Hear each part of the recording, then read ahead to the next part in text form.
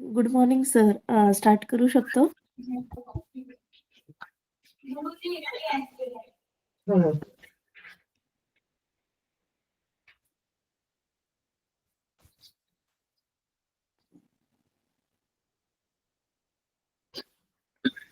आधी ब्रेकफास्ट करतोस.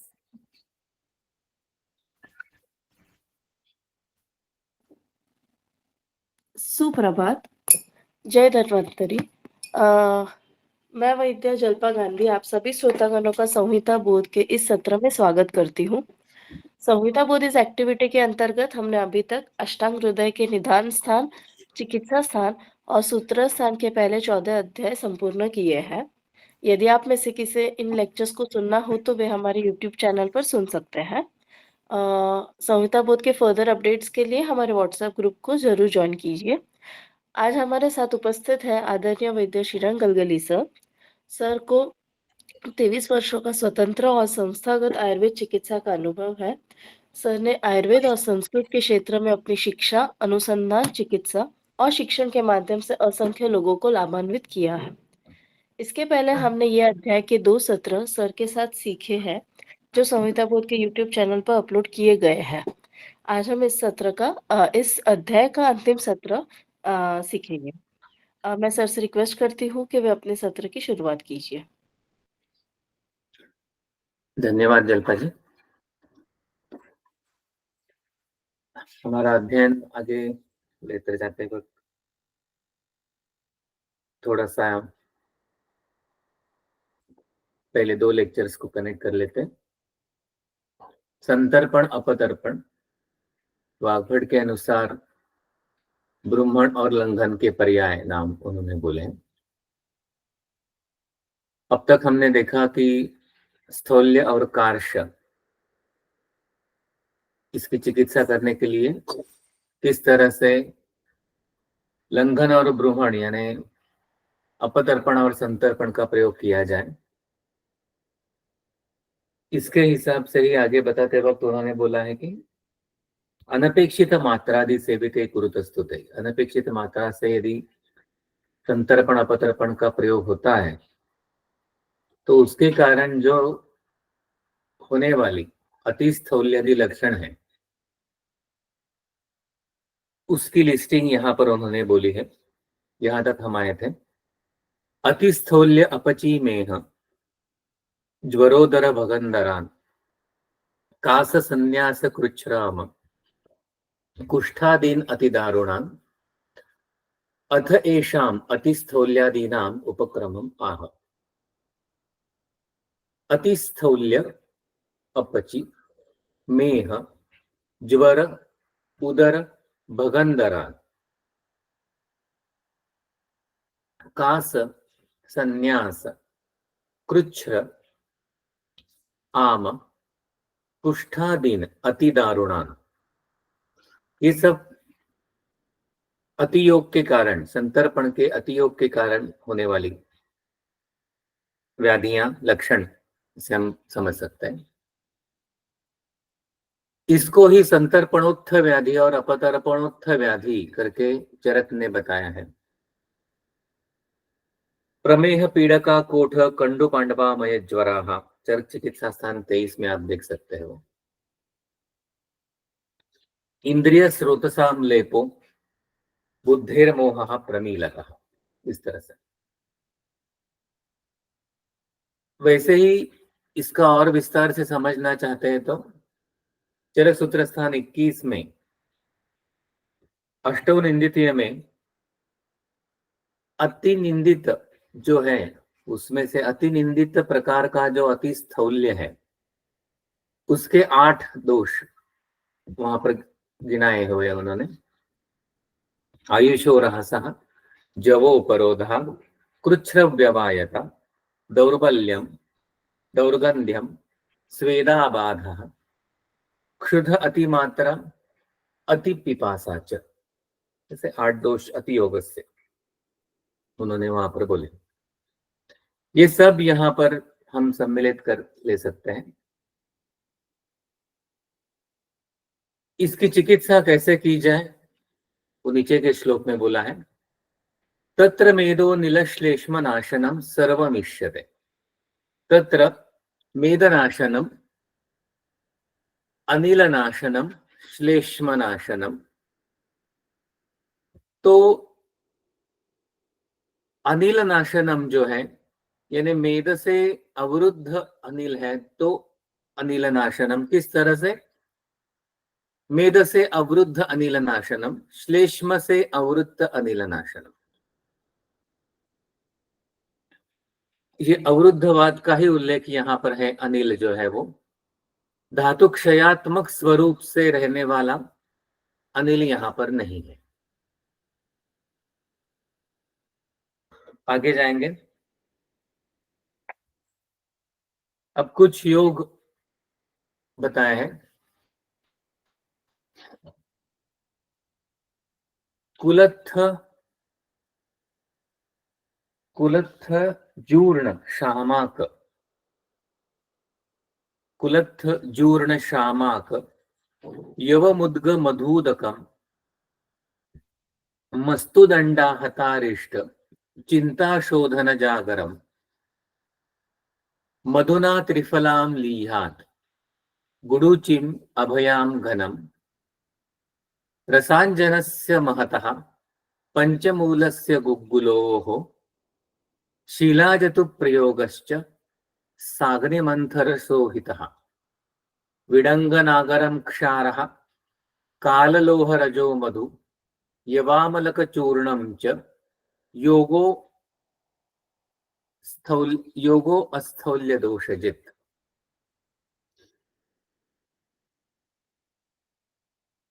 अब अलग अलग तरीके से यहाँ पर योग उन्होंने बना है। पहले वाला जो है कुलत्थ, पता है कुलत्थ यानी क्या है? जूर्ण, जिसको बाजरा या जोंधळे बोलते हैं मराठी में। शामाक, फिर से एक क्षुद्र धान्य है। यव मुद्ग, मधुदक, मध और पानी। मस्तु, मस्तु का प्रयोग अनेक बस्तियों में भी किया है। मस्तुआरिष्ट भी है। मस्तु का अलग अलग तरीके से प्रयोग करना। मस्तु ये उत्तम तरीके से, अच्छी तरीके से स्रोतसों का शोधन करने वाला है। दंडाहत, दंड से जिसको आहत किया गया है और बनाया गया है, वो दंडाहत यानी तक्र, छाछ, मथित जो तक्र है उसको दंडाहत, इस तरीके से वाग्भट ने लिया यहाँ पर। दंडाहत, अरिष्ट, अलग अलग तरीके से बनने वाले कर्षण जाति के मध्य, चिंता, शोधन, जागरम। जागरम एक अच्छा कर्षण है, रात को ना सोना। लेकिन रात को नहीं सोए और दिन में उतना देर तक सोते रहे तो जागर और दीवा स्वाप दोनों हो जाएंगे, याद रखिए। इसलिए जागरम करना है और सुबह बराबर टाइम पर जल्दी उठ जाना है, यानी कम निद्रा लेना है। निद्रा एक सुख का प्रतीक है। जो ब्राह्मण करने योग्य है उनके लिए निद्रा का प्रयोग, अच्छी तरह से निद्रा ले, ऐसा उपदेश है।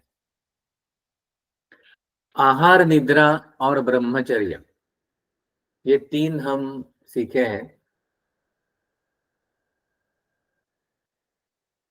उपस्तंभ के स्वरूप में।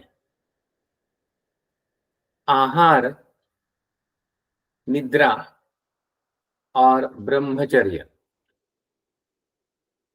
अष्टांग संग्रह में उन्होंने अब्रह्मचर्य इस तरह से उसका शब्द प्रयोग किया है। आहार जो है वो शरीर का पोषण करने के लिए, शरीर का उपस्तंभ प्राधान्य स्वरूप से, निद्रा जो है वो सुख देने वाला मन का आधार स्वरूप है, इंद्रिय का आधार स्वरूप है, और ब्रह्मचर्य जो है वो आयुष्य का आधार स्वरूप है। ऐसा मैंने मेरे दिमाग में रखा है। राजकोट में सुराणी सर से जब हमने कुछ चीजें सीखी, तो जब निद्रा के हेतु मिलते हैं तो मन की विकृतियां मिलती हैं। आहार में जब बहुत ज्यादा हेतु रहते हैं तो शरीर की विकृतियां रहती हैं,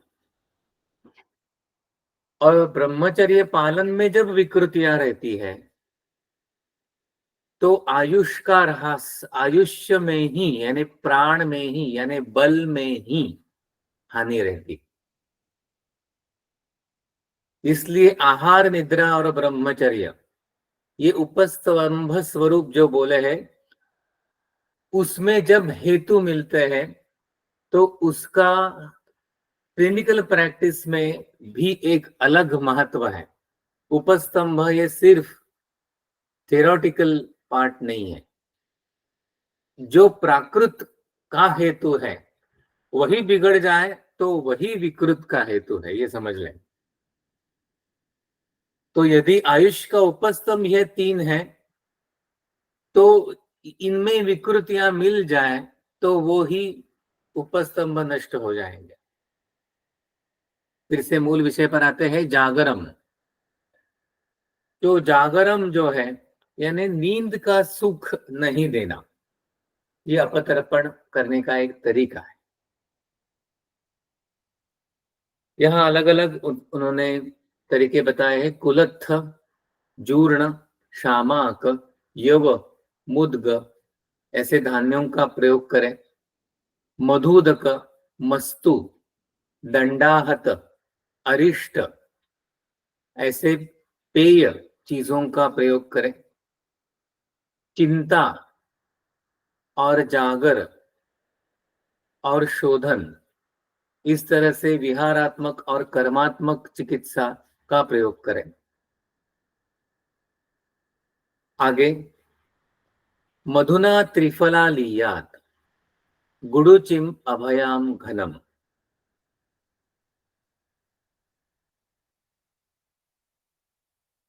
मधुना लीयात, मध के साथ चटाए जाए। क्या क्या? त्रिफलाम, मधुना त्रिफलाम लियात, मधुना गुडुचिम लियात, मधुना अभयाम लियात, मधुना घनम यानी नागरमोथा मुस्ता लियात। ये 4 प्रयोग यहां पर आ गए।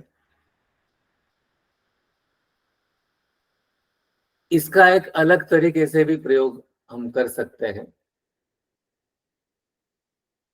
स्थौल्य में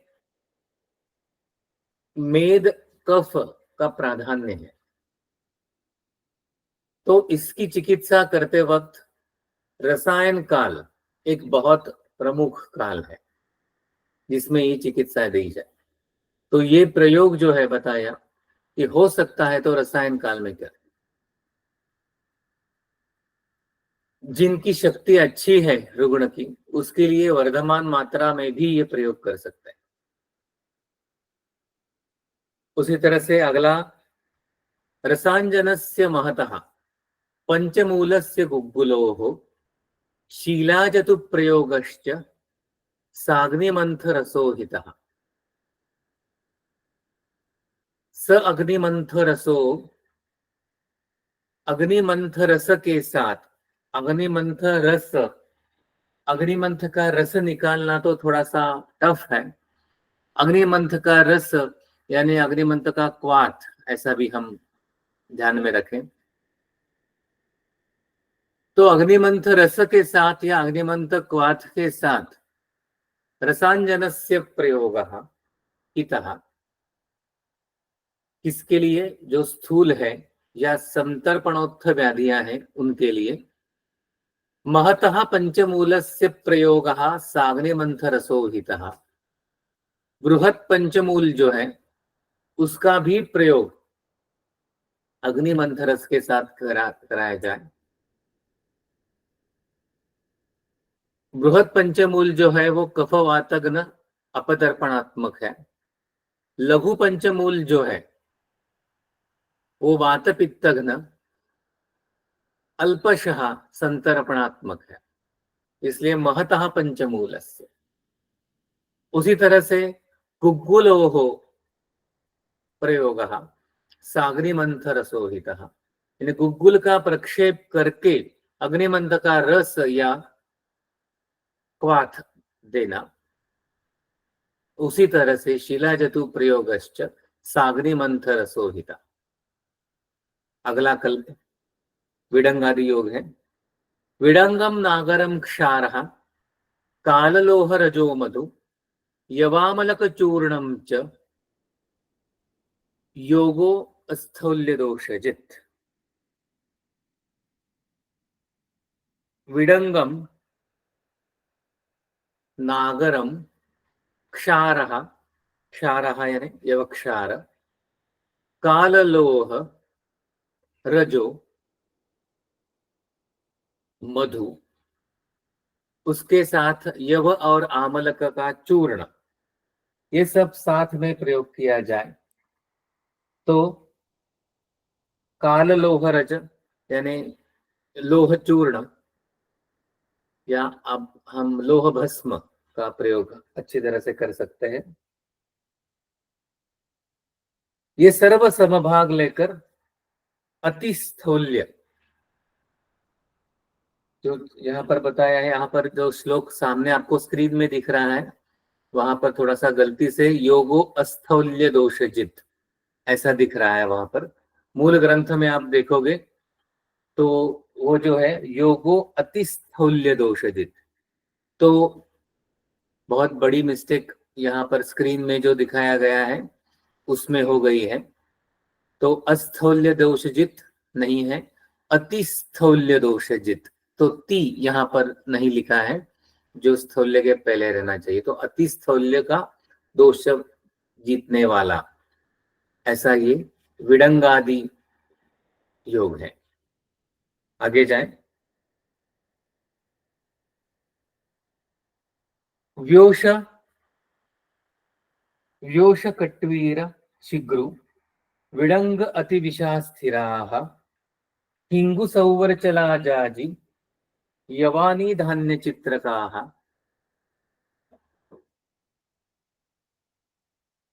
निशे,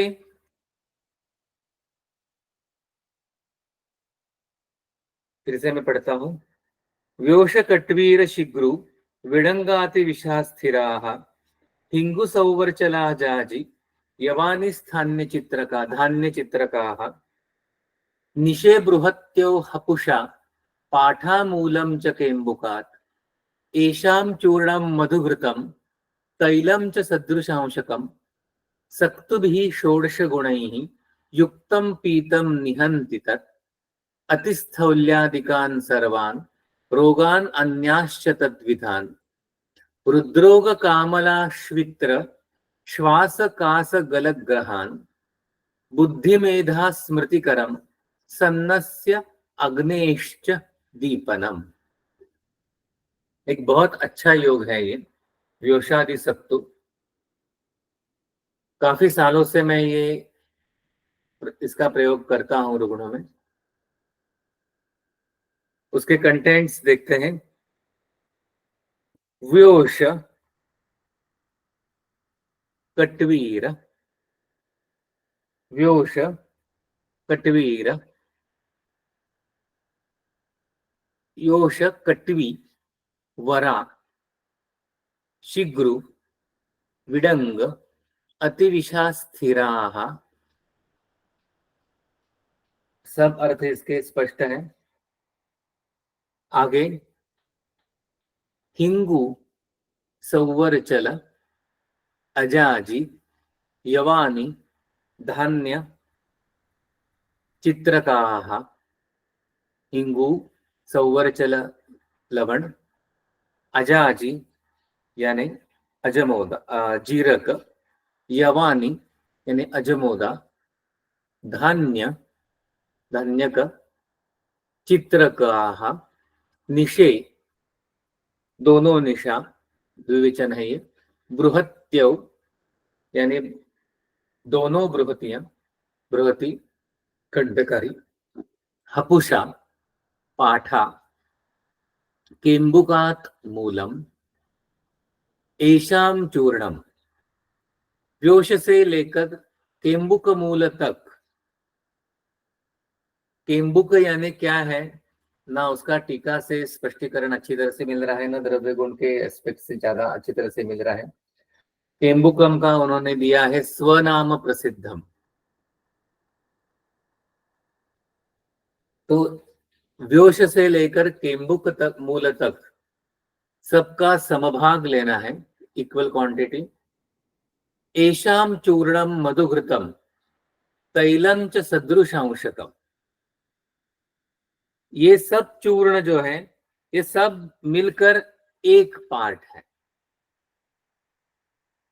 इसका इक्वल क्वांटिटी मधुम घृतम तैलम च सदृश अंशकम, यानी सब चूर्ण एक भाग, मधु एक भाग, तैल एक भाग और घृत एक भाग, सब इक्वल क्वांटिटी में लेना है।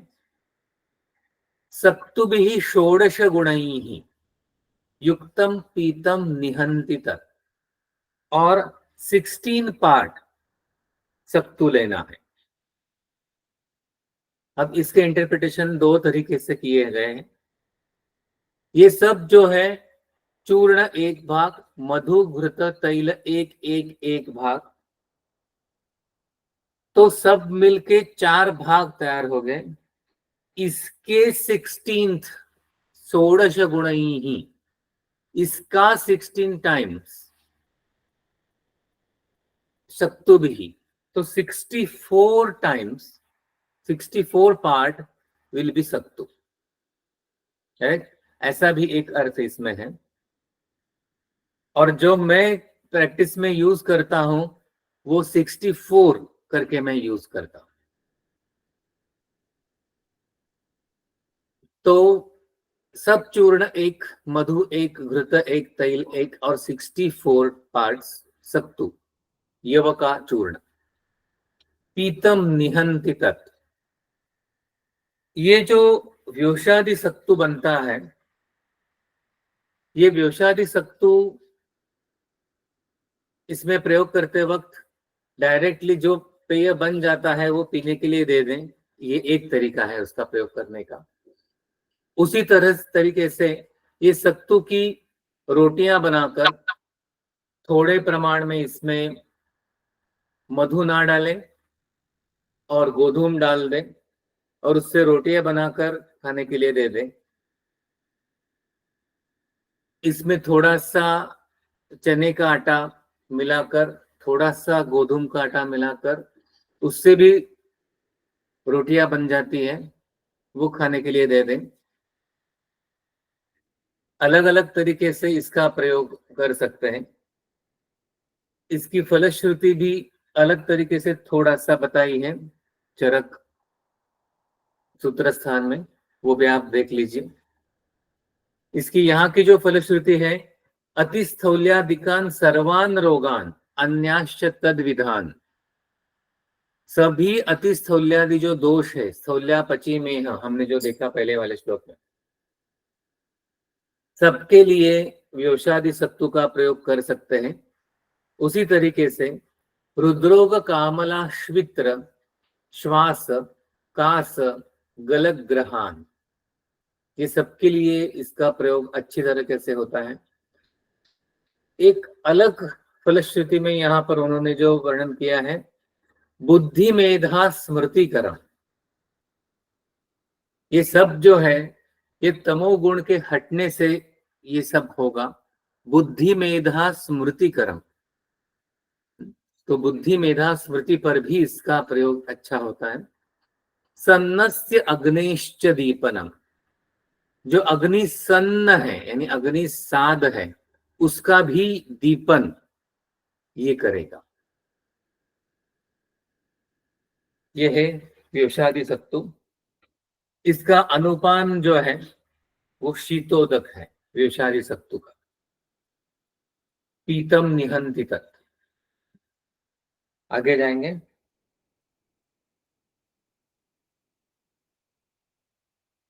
अतिकार्षम भ्रमकास, अतिकार्षम भ्रमः कासः, तृष्णाधिक्यम अरोचकः, स्नेहाग्नि निद्रा दृक् श्रोत्र, शुक्रौजक्षुत् स्वरक्षयः, बस्तिर्मूर्धजङ्घोरु, त्रिकपार्श्वरुजाज्वरः, प्रलापोर्ध्वानिलग्लानि, छर्दिपर्वास्थिभेदनम्, वर्चोमूत्रग्रहाद्याश्च जायन्ते अतिविलङ्घनात्। अतिकार्षम अतिविलङ्घनात्, अतिविलङ्घनात् अतिकार्षम जायन्ते, अतिकार्षात् भ्रमः जायते, अतिविलङ्घनात् कासः तृष्णाधिक्यम् अरोचकः च जायते, अतिविलङ्घनात् स्नेहक्षयः, अग्निक्षयः, निद्राक्षयः, दृक्क्षयः, श्रोत्रक्षयः, शुक्रक्षयः, ओजक्षयः, क्षुत्क्षयः, स्वरक्षयश्च जायते। अतिविलङ्घनात् बस्तीरुजा, रुत्रुजा, मूर्धारुजा, जंघारुजा, उरुरुजा, त्रिकरुजा, पार्श्वरुजाश्च जायते। अतिविलङ्घनात् ज्वरः जायते। अतिविलङ्घनात् प्रलापः, ऊर्ध्व अनिलः, ग्लानिः, छर्दिः, पर्व अस्थिभेदनं च जायते। तथा अतिविलङ्घनात् वर्चोग्रहः, मूत्रग्रहाद्याश्च अपि जायन्ते। अति विलंघन से, अतिकर्षण से, अति अपकर्षण से होने वाली चीजें, अतिकार्ष भ्रम धातु क्षय से होने वाला, उसी तरीके से कास तृष्णाधिक्य अरुचि, स्नेह का क्षय होना शरीर में। स्नेह ये पुरुष का बल है। स्नेहमयो अयम पुरुषः, जो कुछ समवाय कारण है शरीर का पुरुष के, वही स्नेह है। तो स्नेह का क्षय ये बहुत बड़ी चीज है बलहानि के लिए। उसी तरीके से अग्नि का भी क्षय होता है अति संतर्पण से। निद्रा क्षय, नींद नहीं आती। दृक्क्षय, दृष्टि का क्षय होता है, दृष्टि की हानि होती है। श्रोत्र का क्षय यानी सुनाई देना कम हो जाता है। शुक्र का क्षय, स्नेह का स्वरूप ही है शुक्र और ओज। स्नेह के कारण ही अग्नि की स्थिति रहती है। अग्नि का क्षय हो जाता है तो क्षुधा का भी क्षय हो जाएगा। बल का एक स्वरूप, व्यक्त स्वरूप है स्वर, स्वर का भी क्षय हो जाता है। अलग अलग जो मर्म स्थान तथा वात के प्रधान स्थान है, जो स्नेह से रक्षण किए हुए स्थान है, बस्ती, हृदय, मूर्धा, जंघा, उरु, त्रिक और पार्श्व, ये सब जगहों में वात के लक्षण यानी रुजा दिखना शुरू हो जाते हैं। उसी तरीके से ये सब होने के कारण दोषों की शाखा में गमन होकर ज्वर उत्पन्न होना, उसी तरह से वात का ही प्रकोप देखकर प्रलाप रहना, वात की गति प्रतिलोम होकर ऊर्ध्व अनिल होना, अनिल का प्रतिलोमन का स्वरूप है ऊर्ध्व अनिल, उसका एक पाठ भेद भी नीचे उन्होंने दिया है, ऊर्ध्व अनिलः अर्धानिलः, ऐसा दोनों पाठ भेद यहाँ पर योग्य प्रतीत होते हैं। अर्धानिलः जैसे पक्षवध का अर्थ है, और ऊर्ध्व अनिल वात का प्रतिलोमन होना यह है।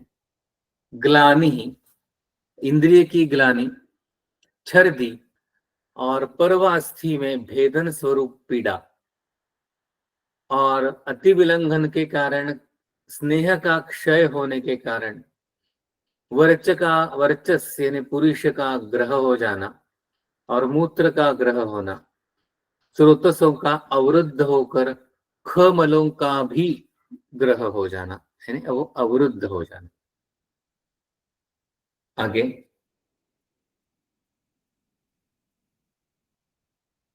नहीं कार्शम एव वरम स्थौल्यात्, नहीं स्थूलस्य भेषजम, ब्रह्मणम लंघनम वा अलम, अति मेदो अग्निवातचित। कार्शम एव वरम स्थौल्यात्, कार्श ये स्थौल्य से जरा ठीक है, दोनों ही बीमारियां हैं, दोनों भी विकृति ही है, लेकिन उसमें भी यदि देखा जाए तो कार्शम एव वरम स्थौल्यात्, क्योंकि क्यों ऐसा रहता है? कार्श में भी काफी दोष है, लेकिन स्थौल्य से उसमें कम दोष है, ऐसा उनका कहना है। क्यों? नहीं स्थूलस्य भेषजम, क्योंकि स्थौल्य की चिकित्सा ही नहीं हो कर सकते अच्छी तरह से। ब्रह्मणम लंघनम व अलम,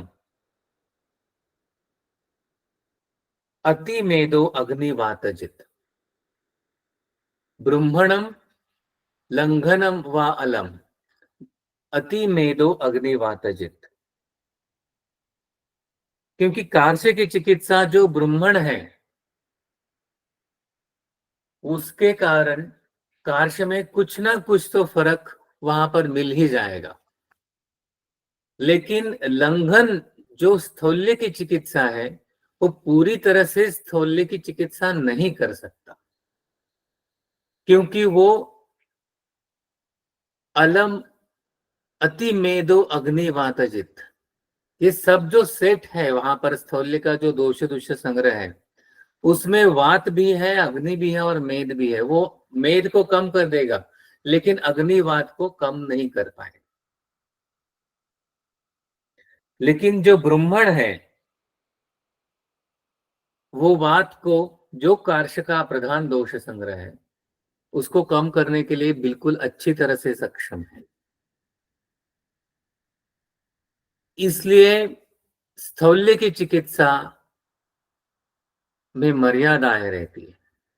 नहीं स्थूलस्य भेषजम, ये जो शब्द है यहां पर जो स्थौल्य की अपेक्षा है वो निंदित स्थौल्य की अपेक्षा है। जो चक्रक स्वरूप से एक संप्राप्ति में अटका हुआ जो अति निंदित स्थौल्य है उसके लिए स्पेसिफिकली ये बहुत ज्यादा अप्लाइड है। आगे जाएंगे, वही विषय आगे रखते हुए उन्होंने कहा है मधुर स्निग्ध सौहित्यैहि यत् सौख्येन च नश्यति, कृषिमा स्थविमा अत्यंत विपरीत निषेवणैहि। मधुर स्निग्ध सौहित्यैहि यत् सौख्येन च नश्यति, कृषिमा, कृषिमा यानी कृशता, स्थविमा यानी स्थूलता,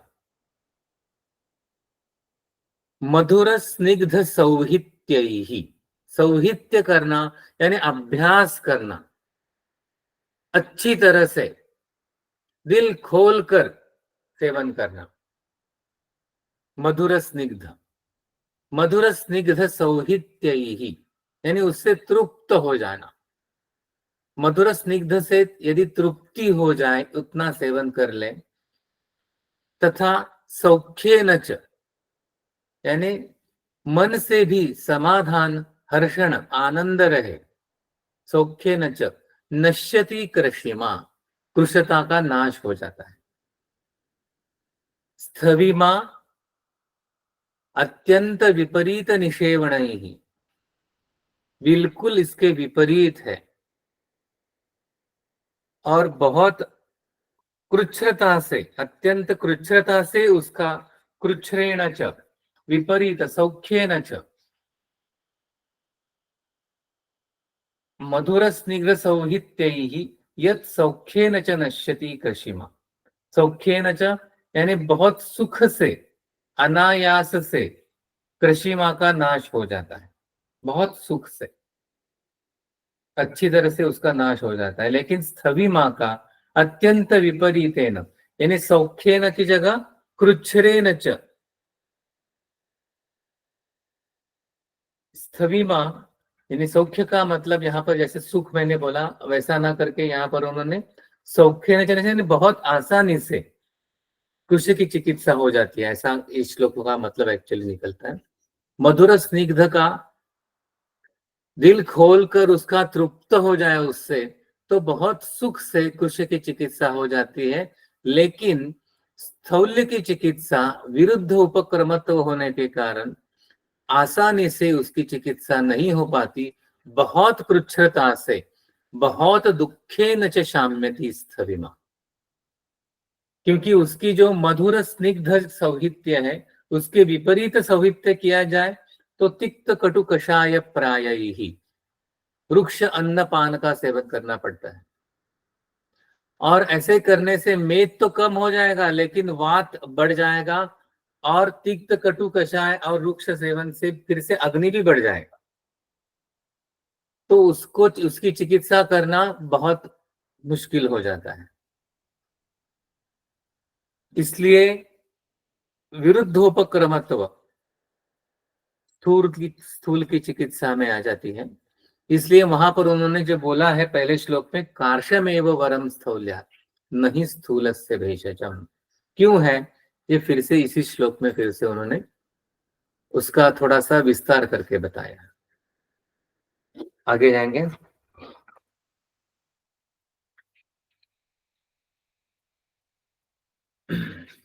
कृषि की चिकित्सा कैसे की जाए। योजयेत ब्रह्मणम यत्र सर्वम पानान्न भेषजम, सभी तरीके से ब्रह्मण का प्रयोग किया जाए।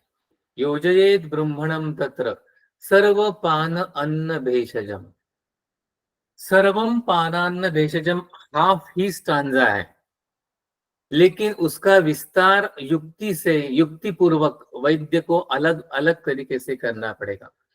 उसका हर पान ब्रह्मण तरीके से कर दे, हर अन्न ब्रह्मण तरीके से कर दे, हर भेषज ये ब्रह्मण तरीके से कर दे।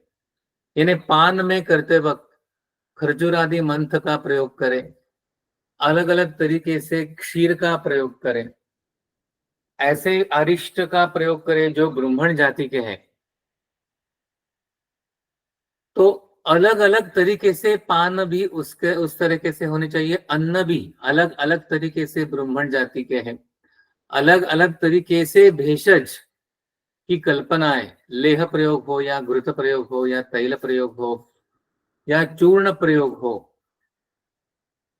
या रसौषधि हो, जो कुछ भी आप देना चाहते हैं, योजयेत ब्रह्मणम तत्र सर्वम पानान्न भेषजम, सभी तरीके से ब्रह्मण किया जाए। आगे, नहीं मांस समम किंचित अन्यद देह बृहत्व कुरुत, बीच में श्लोक छूट गया। अचिंतया हर्षणेन ध्रुवम संतर्पणेन च स्वप्न प्रसंगाच्च कृशो वराह इव पुष्यति, नहीं मांस समम किंचित अन्यद देह बृहत्व कृत। मांसात अमांसम मांसाद मांसम मांसेन संवृतत्वात् विशेषतः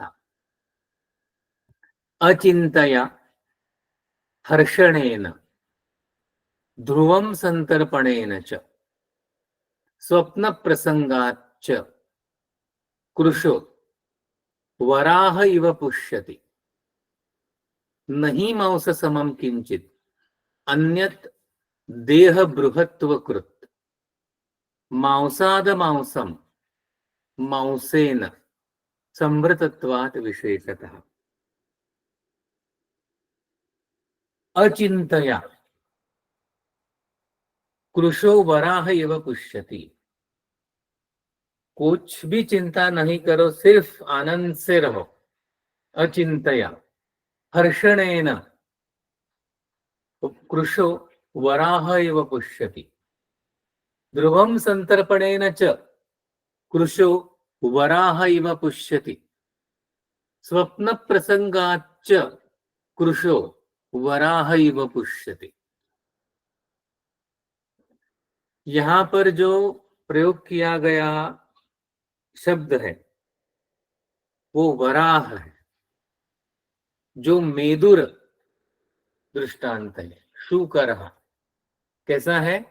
मेद से परिपूर्ण रहने वाला एक प्राणी है वराह।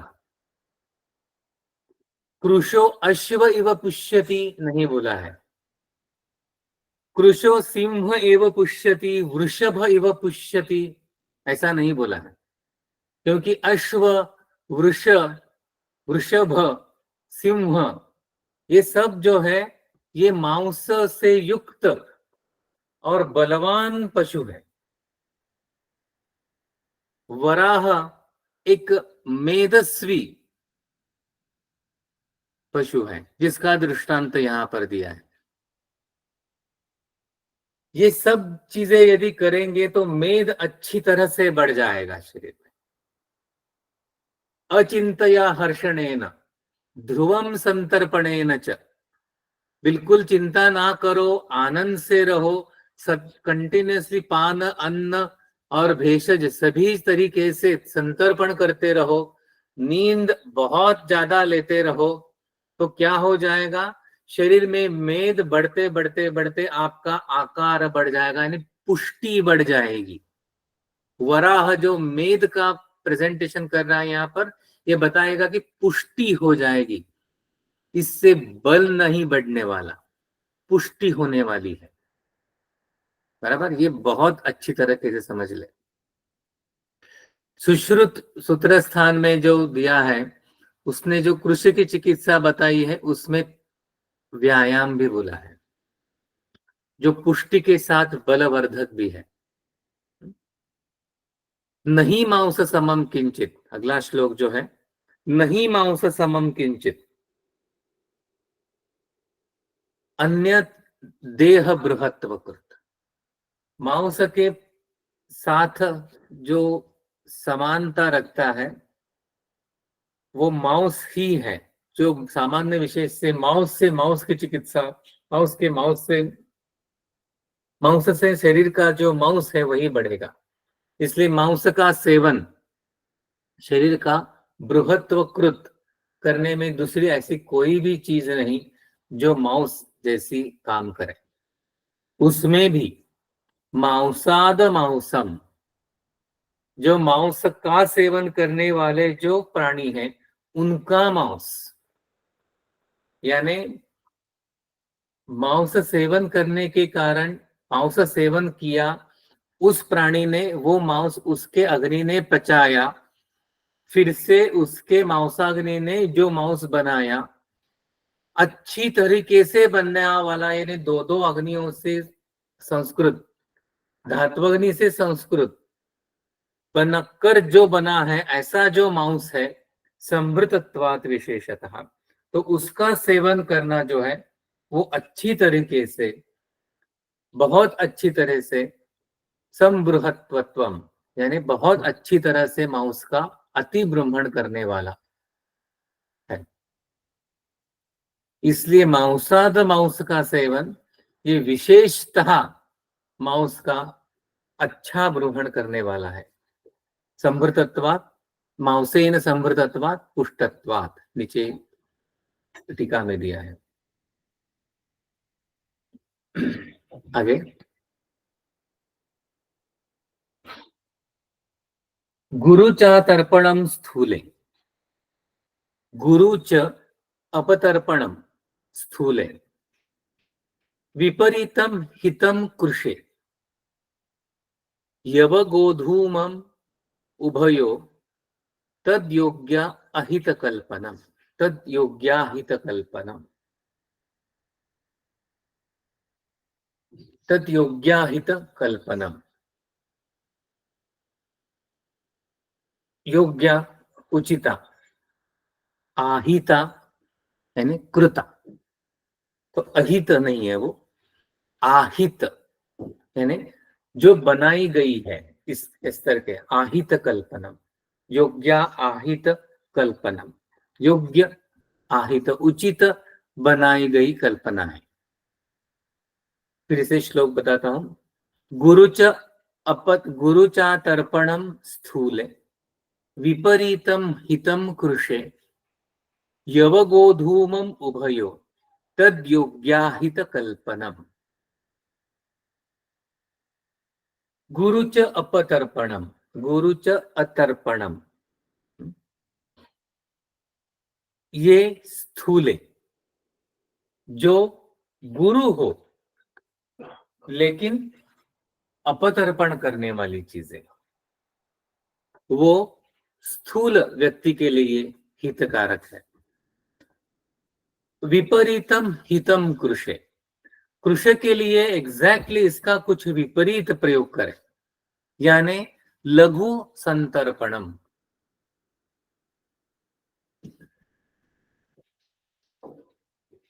ये जो मिक्सिंग है गुणों का, और जो संतर्पण अपतर्पण क्राइटेरियाज है, इसको इस श्लोक में चरक वाग्भट ने ही बताया है कि इसको बायपास कैसे करें, इसको क्रैक करना पड़ेगा। गुरु स्निग्ध और शीत जो है वो संतर्पण है, लघु उष्ण और रुक्ष जो है वो अपतर्पण है। और यहां पर वो बोल रहे हैं कि गुरुच अतर्पणम स्थूले, जो गुरु है लेकिन अपतर्पण होना चाहिए। या इसका मतलब ही ऐसा है कि गुरु ये जो गुण हैं वो रखे, लेकिन अपतर्पण के जो बाकी के बचे हुए गुण हैं, लघु को छोड़कर बाकी के जो दो गुण हैं, रुक्ष और उष्ण, वो उसमें मिला दे। फिर से मैं बोलता हूं, तीन तीन गुणों का सेट है, गुरु, स्निग्ध और शीत। ये जो सेट है, ये सेट बनाता है संतर्पण का सेट। ये जो तीन गुणों का सेट है, ये बनाता है संतर्पण का सेट। यहां पर बोल रहे हैं कि स्थूल के लिए ये गुरु का सेट रखो, लेकिन शीत की जगह उष्ण करो, स्निग्ध की तरह रुक्ष करो। तो सेट बन गया स्थूल के चिकित्सा के लिए गुरु, उष्ण, रुक्ष। तो गुरु उष्ण रुक्ष का प्रयोग करें स्थूल के लिए। और विपरीतम हितम कृषे, कृषि के लिए क्या करना है, एग्जैक्टली विपरीत, लघु, शीत और स्निग्ध। ऐसे चीजें चुने या ऐसी कल्पनाएं बनाएं, ऐसी युक्तियां करें कि जिसमें अलग अलग तरीके से सेट्स रीअरेंज करके आपको प्रयोग कर सकेंगे।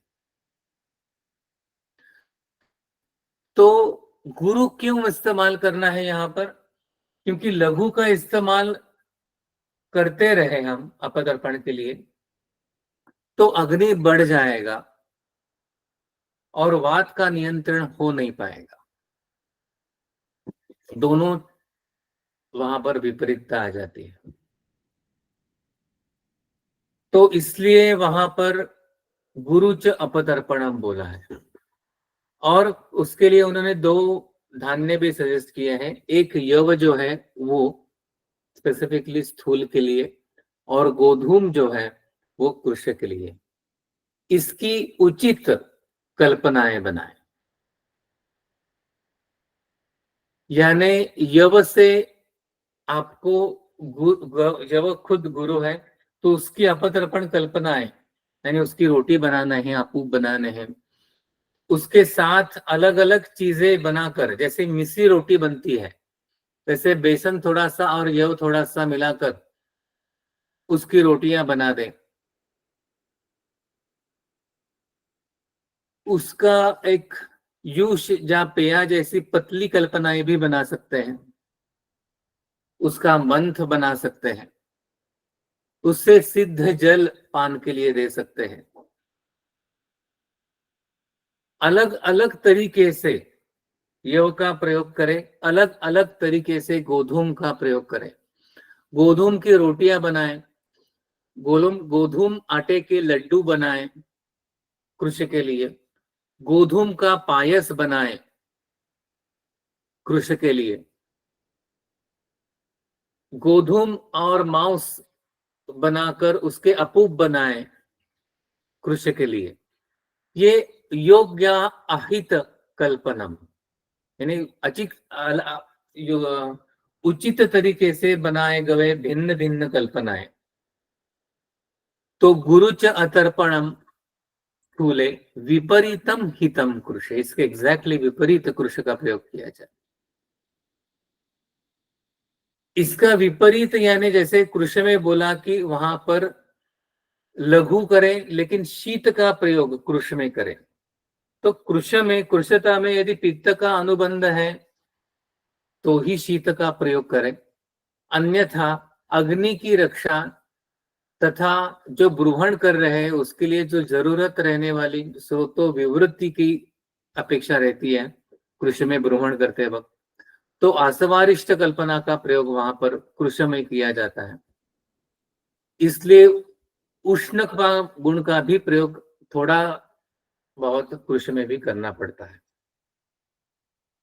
तो ये श्लोक गुरुचा तर्पणम थोड़ा सा बहुत सारा सिद्धांत एक श्लोक में यहां पर बताया है। Exactly practical utility and practical application of संतर्पण एंड अपतर्पण स्थूल में और कृष्य में किस तरह से करें, ये एक श्लोक में पूरा सम्मिलित है, यहां पर है। अगला श्लोक, ये निगमन का श्लोक है।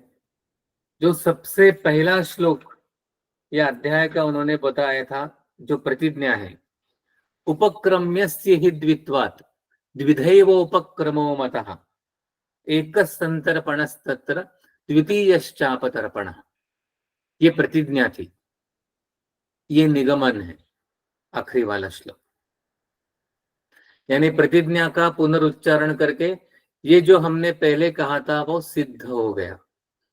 तो उपक्रम्यस्य हि द्वित्वात् द्विधा एव उपक्रमो मतः एकसंतर्पणस्तत्र द्वितीयश्चापतर्पणः। क्या कहा इस श्लोक में उन्होंने? दोषगत्या अतिरिच्यन्ते ग्राही भेद्यादि भेदतः उपक्रमानते द्वित्वात् भिन्ना अपि गदा इव। दोषगत्या अतिरिच्यन्ते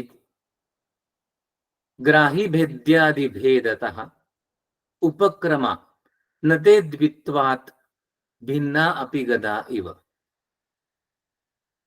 दोषगति अतिरिच्यन्ते, दोषगति से आगे जाकर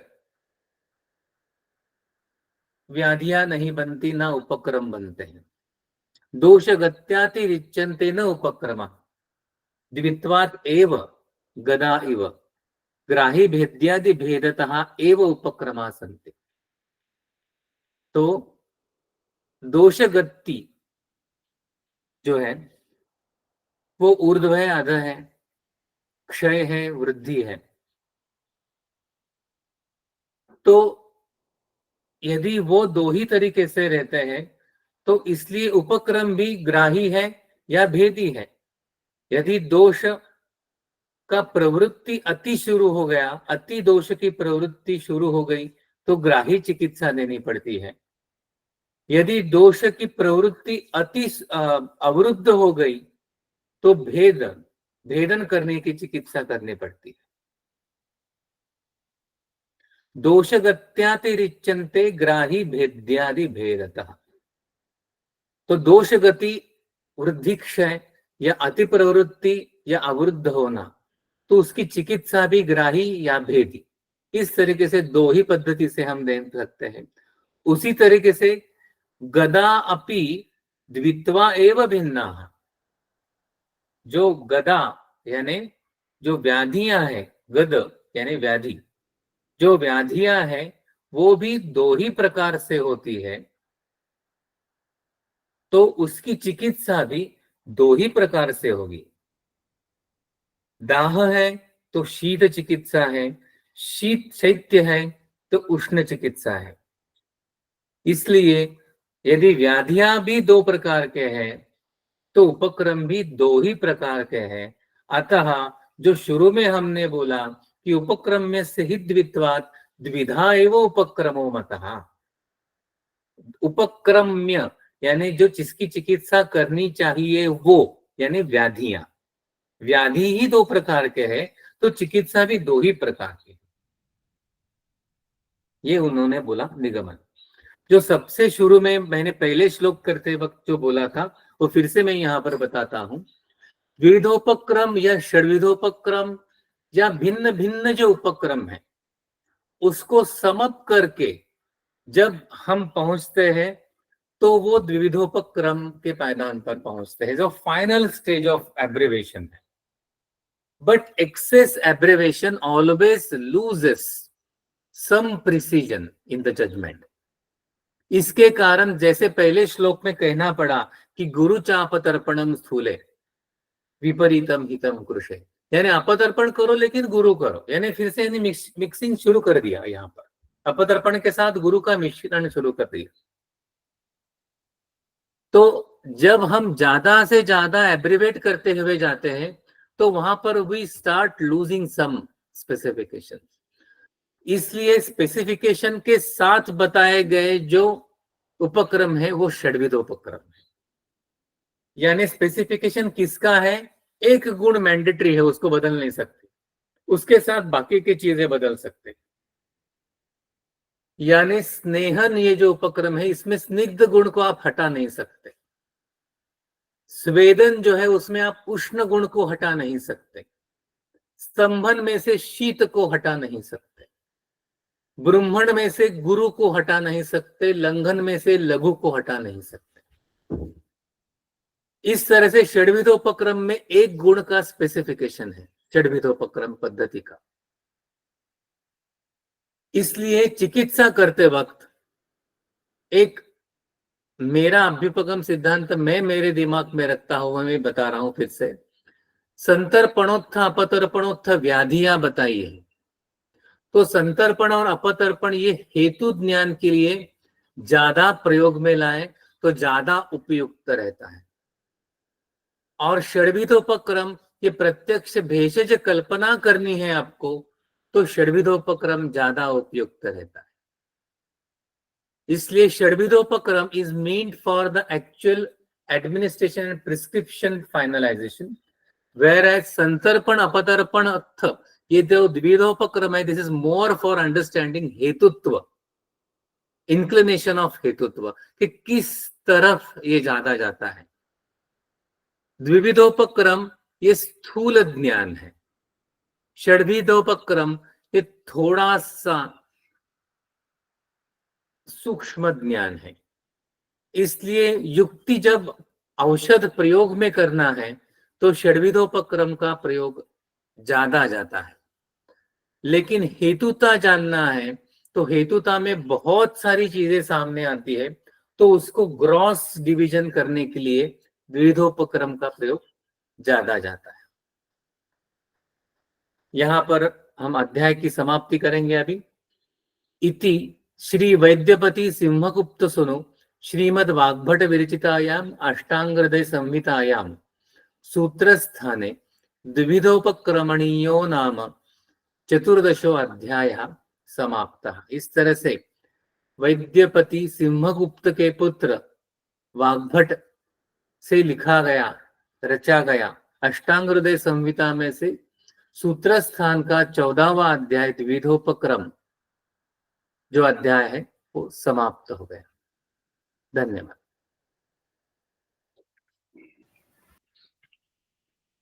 धन्यवाद सर।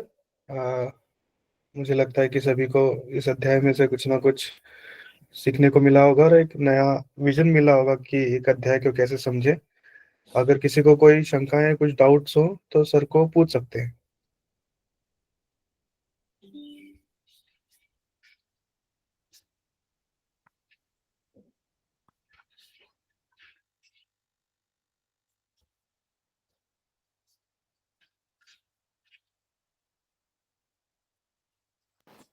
आज का पाठ नमस्कार थोड़ा सा सर. आसान।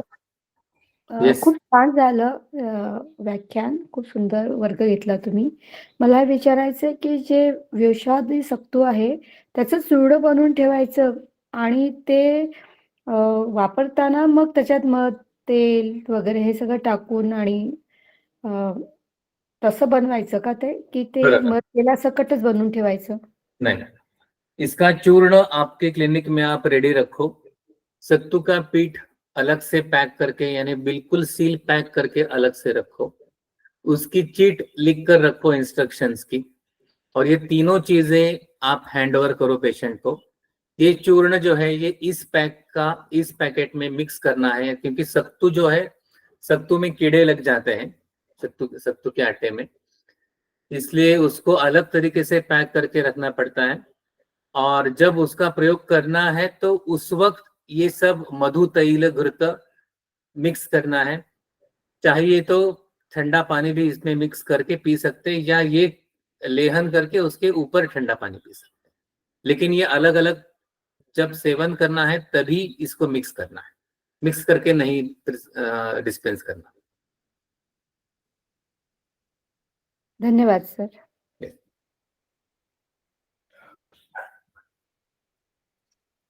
नमस्ते सर. नमस्ते सर सत्तू जो है वो बार्ली है ना, यव जो है वो बोलते हैं वो. बराबर, ये बार्ली के पास ही जाने वाला है। काफी चीजें दोनों में कॉमन है दिखने में तो, और उसका आटे के गुण भी बहुत पास ही रहने वाले हैं। लेकिन भारत में जो सत्तू मिलता है वो अलग देशों में, यानी वेस्टर्न कंट्रीज में जो बार्ली मिलता है उसमें से थोड़ा सा उसमें डिफरेंस तो है।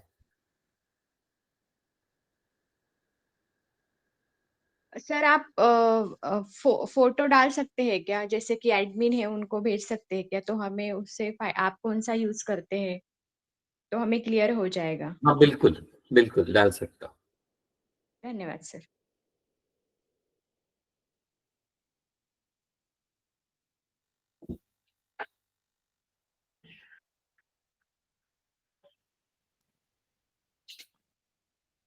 नमस्ते सर. नमस्ते। सर, अध्याय में मांस से मांस की वृद्धि होती है, जैसे ये सूत्र आया था उसी तरीके से जैसे हम रूहन की बात करते हैं, तो मेद का उपयोग क्यों कहीं किया नहीं है या कर नहीं सकते हैं?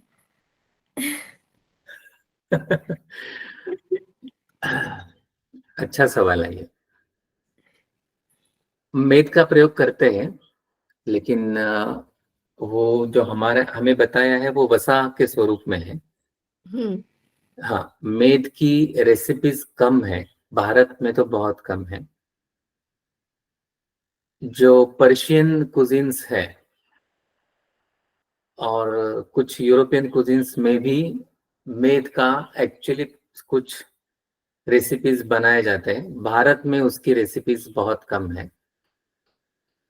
ये जो वसा है, वसा निकाल कर क्लिनिक में रखें और उसका प्रयोग आप कर सकते हो।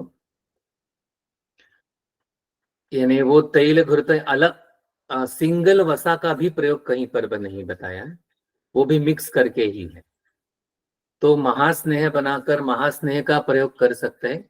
महास्नेह एक जो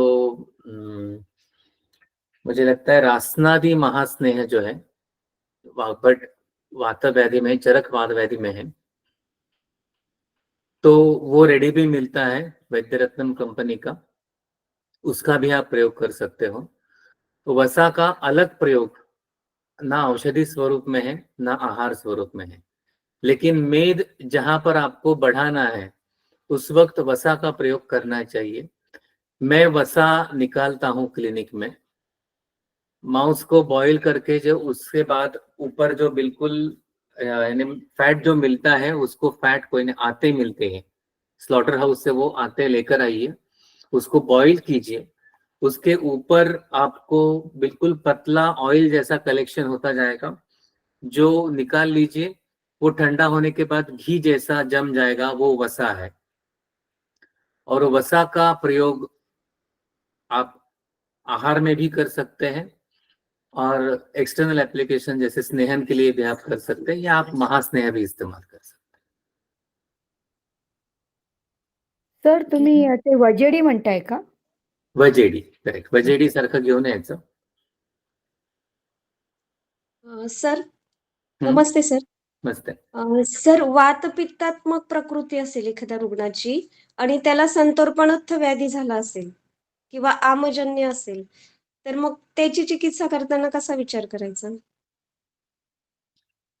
वात पित्त की प्रकृति है और उसमें संतर्पणोत्थ व्याधि है, हं, तो संतर्पणोत्थ व्याधि के लिए वात पित्त को पकड़कर आपको चिकित्सा करनी है, तो पहले उसका स्रोतोरोध दूर करना पड़ेगा संतर्पणोत्थ में जो है, तो स्रोतोरोध की चिकित्सा यानी वात पित्त की ज्वर की चिकित्सा करो.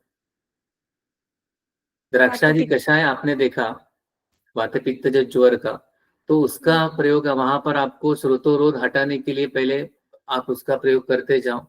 जैसे स्रोतोरोध हटता जाएगा, क्योंकि वात पित्त जो ज्वर एग्जैक्टली यही कंडीशन है जो आप बोल रहे हो, वात पित्त जो संतर्पणोत्थ. हं, द्राक्षादी कषाय है, दुरालभा है, अमृता है, इसका प्रयोग पहले आप चूर्ण के स्वरूप से या आसवारिष्ट के रूप में करो. उसके बाद जैसे सामता हट जाए, स्रोतोरोध हट जाए, तो वैसे ही आप थोड़ा सा चेंज करके अमृता रिष्ट की जगह अमृता क्षीरपाक शुरू कर दो. अमृता क्षीरपाक से भी आपकी अग्नि स्थिर हो जाता है, अमृता घृत शुरू कर दो. हं. करेक्ट. हो सर, थँक्यू सर. यस.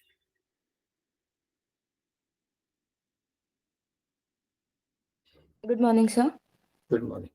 मला हा डाऊट होता की गुरु, वृक्ष आणि उष्ण हा सेट जो स्थौल्य चिकित्सेसाठी सांगितलाय, तो फक्त निंदित स्थूलांसाठी सांगितलाय आणि नॉर्मल स्थूलांसाठी लघु, वृक्ष, उष्ण चिकित्साच करायची आहे, असं काही आहे का? नहीं, दोनों के लिए सेम चिकित्सा है, लेकिन जो निंदित स्थौल्य रहेगा, निंदित स्थौल्य में आप थोड़े कम से कम थोड़ा ना कुछ तो व्यापन आएगा ही. निंदित स्थौल्य में चिकित्सा के लिए मार्जिन बहुत कम है.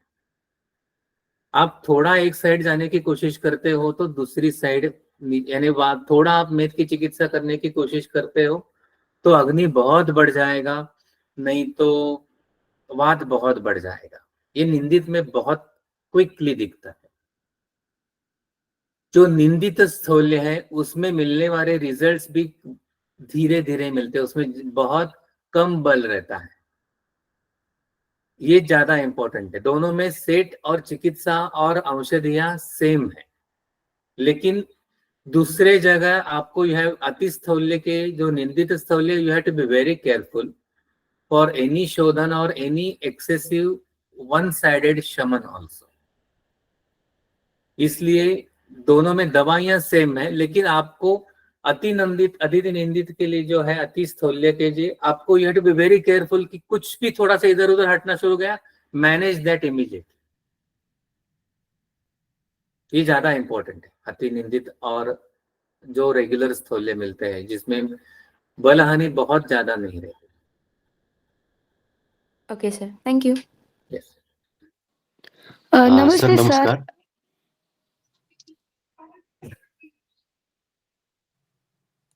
बोला सर, बोला. मांसगत स्थौल्य आणि मेदक स्थौल्य याबद्दल थोडंसं एक्सप्लेन करू शकाल? मेद का जो स्थौल्य है और मांस का स्थौल्य जो है, इसका निदान करने में पहले बताता हूं, उसके बाद चिकित्सा बताता हूं। उसका निदान यानी मेद से ही बड़ा हुआ स्थौल्य जो है, उसमें शैथिल्य रहता ही है, उसमें आयासेन श्वास और आयासेन बलहानि, जल्दी रहना, ये बहुत कॉमन है। मांस से जो रहने वाला स्थौल्य है उसमें शैथिल्य कम रहेगा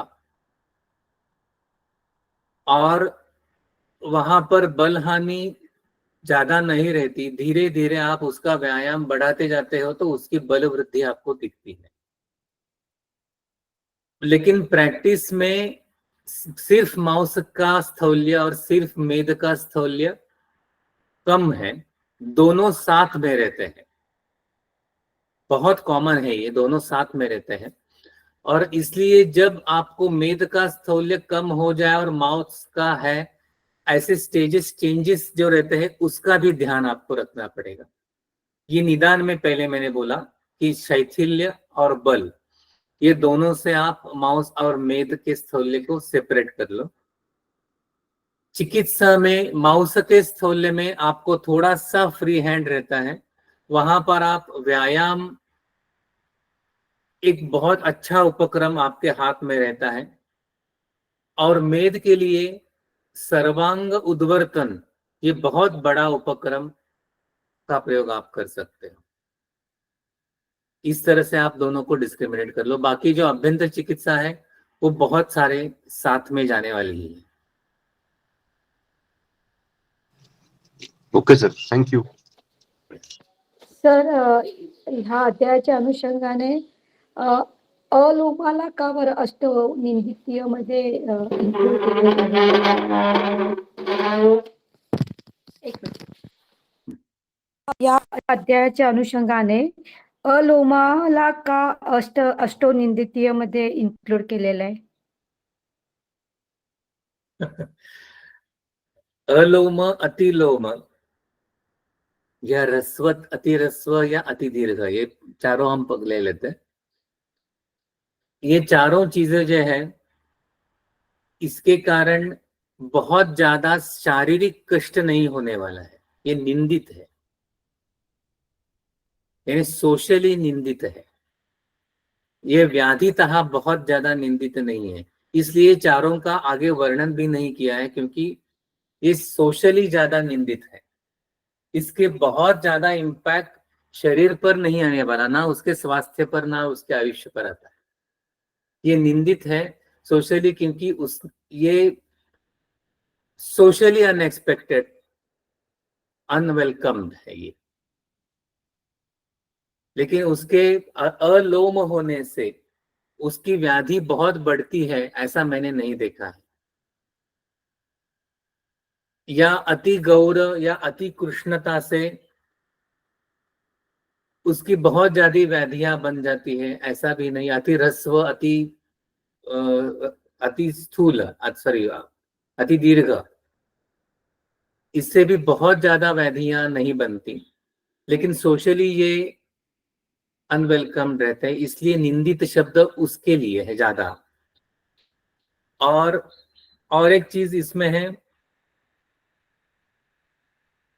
कि अति ह्रस्व, अति दीर्घ से आयुष्य की भी हानि होती है, ऐसा भी कहीं पर नहीं लिखा है। ये इसके लिए निंदित शब्द का ज्यादा इस्तेमाल जो है वो सोशली निंदित इस तरह से होना चाहिए क्या, ऐसा एक विचार करें। क्योंकि यदि उसका आयुष्य और हेल्थ से कुछ रहता है तो उसके बारे में उसकी चिकित्सा आनी चाहिए आगे। इस अध्याय में नहीं तो कम से कम आगे तो आनी चाहिए, लेकिन ऐसी आई नहीं है। सर, पण असं ऑब्झर्वेशन आहे की जे अलोमा आहेत ना, म्हणजे कदाचित चुकीचं पण असेल, पण मी असं बघितलं की किती पण म्हणजे अलोमामध्ये इट सेम्स की तिथे मग हेअर फॉलिकल्स नसतात का मग?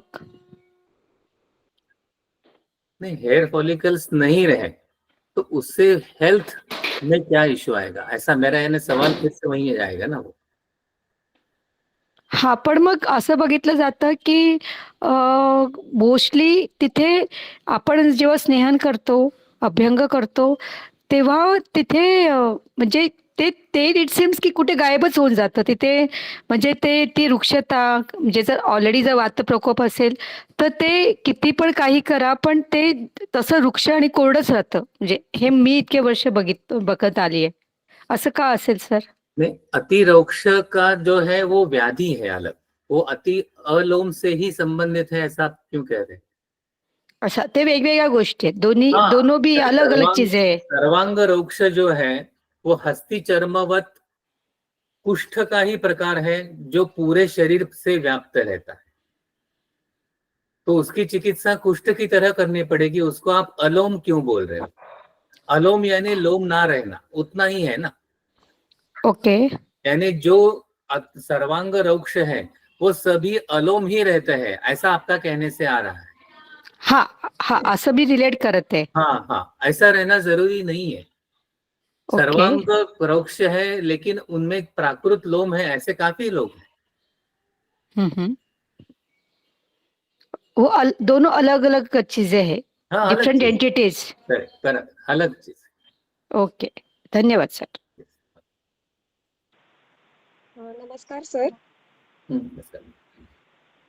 सर, अतिशय उत्तम विवेचन होतं आणि खूप उपयुक्त आहे. सर, मला एक महत्त्वाचा प्रश्न होता, की इथे गोधूमचा वापर सांगितलाय कृशतेमध्ये. तर बऱ्याच वेळेला असं होतं, की ग्रहणी रोग झालेल्या पेशंटमध्ये म्हणजे कार्श अतिशय प्रमाणात दिसायला लागतं, की एका वर्षात वगैरे असं 10-10 किलो वजन कमी झालेलं असतं. आणि ग्रहणी अध्यायामध्ये आपण बघितलं तर कुठेही आपण गोधूमाचा वापर सांगितला नाही, तिथे त्यांनी शालीषष्टिक सांगितलेलं आहे. तर अशा ह्याच्यामध्ये जर पेशंटला गोधूम वापरायचा असेल आणि त्याचं कार्श भ्रूमण करायचं असेल, तर शालीषष्टिकाबरोबर आपण गोधूमाचा वापर कसा करू शकतो? करू शकतो का आणि कसा करू शकतो? आपका सवाल ऐसा है कि शाली षष्टिक के साथ गोधूम का प्रयोग कैसे करें, ऐसा आपका सवाल है? कि ग्रहणी हाँ, में मतलब गोधूम का प्रॉब्लम आता है, ऐसा आप बोल रहे हो? Yes, yes. गृहिणी में गोधूम नहीं बताया गया है और हमने बहुत पेशेंट में भी देखा है कि गृहिणी के पेशेंट में उनको गोधूम से थोड़ा प्रॉब्लम ही रहता है और हम परहेज में भी बताते हैं कि गोधूम ना लें।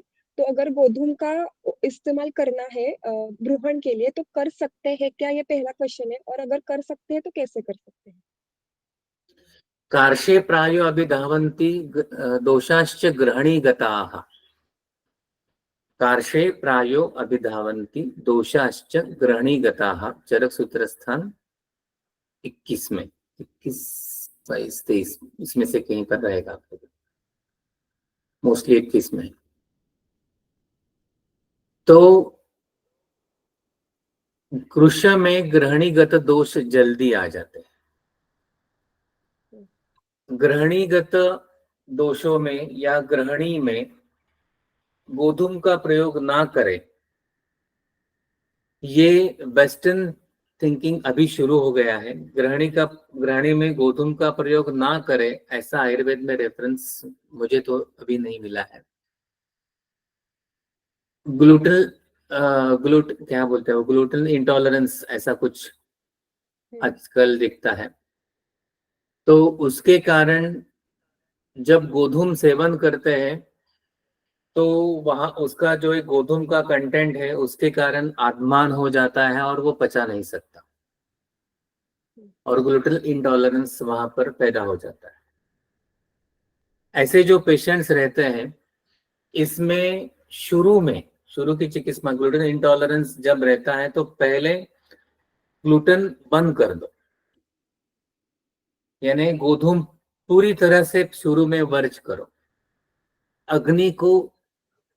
अग्नि की और ग्रहणी की प्रथम चिकित्सा करो और ग्रहणी जैसे बलवान होती जाए और जैसे उसका आश्रित अग्नि बलवान होता जाए, वैसे अलग अलग तरीके से उसको मिक्स करके गोधूम का प्रयोग करना शुरू कर दो। यानी गोधूम 1/10 पार्ट और जवार का आटा बाकी का, इस तरीके से आप धीरे धीरे उसका एक 6 महीने में आप कम मात्रा में और कम फ्रीक्वेंसी में गोधूम लाना शुरू कर दो। गोधूम का टॉलरेंस बनता हुआ दिखता है रुग्णों, और ऐसे पेशेंट्स जो बिल्कुल भी ग्लूटेन इंटॉलरेंस बहुत स्ट्रांग रहने वाले जो रहते हैं, उनमें भी ये चीजें काफी हद तक हट जाती है। अग्नि और ग्रहणी की आप उतना बल बढ़ाओ तो ही ये पॉसिबल है। उसको अग्नि बल बढ़ाने के लिए बहुत अच्छी तरीके से लघु मालिनी वसंत, प्रवाल पंचामृत, कनक सुंदर रस, ऐसे चीजों का आप इस्तेमाल करो तो ग्रहणी भी बढ़ जाएगा, अग्नि भी बढ़ जाएगा। इस तरीके से ये बहुत ग्रेजुअल और बहुत पेशेंटली करना पड़ता है। 1.5-2 साल में ये ग्लूटेन इंटॉलरेंस जो है वो कम होता दिखाई देगा। लेकिन गोधूम का प्रयोग ग्रहणी में नहीं करना चाहिए, ऐसा आप दिमाग में मत रखो। यदि इंटॉलरेंस है तो उसको जरूर कम करो या शुरू में बिल्कुल बंद कर दो, लेकिन बाद में जाकर जैसे अग्नि और ग्रहणी का बल बढ़ जाएगा वैसे बिल्कुल पादांश से उसका फिर से प्रयोग आप शुरू कर सकते हो। धन्यवाद सर।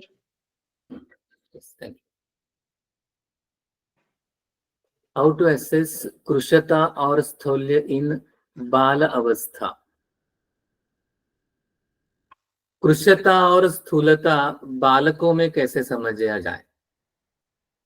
जो अति कृश रहते हैं वो सबसे बहुत आसानी से समझने के लिए जो है उनकी नसें जो है वो स्पष्ट दिखेगी।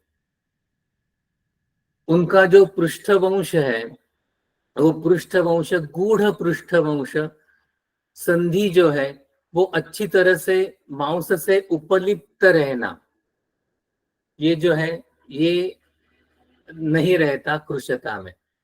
संधि खुले पड़ जाते हैं, संधि में जो अस्थि के जो टिप्स हैं वो खुले पड़ जाते हैं, ये कृशता का श्योर द्योतक है।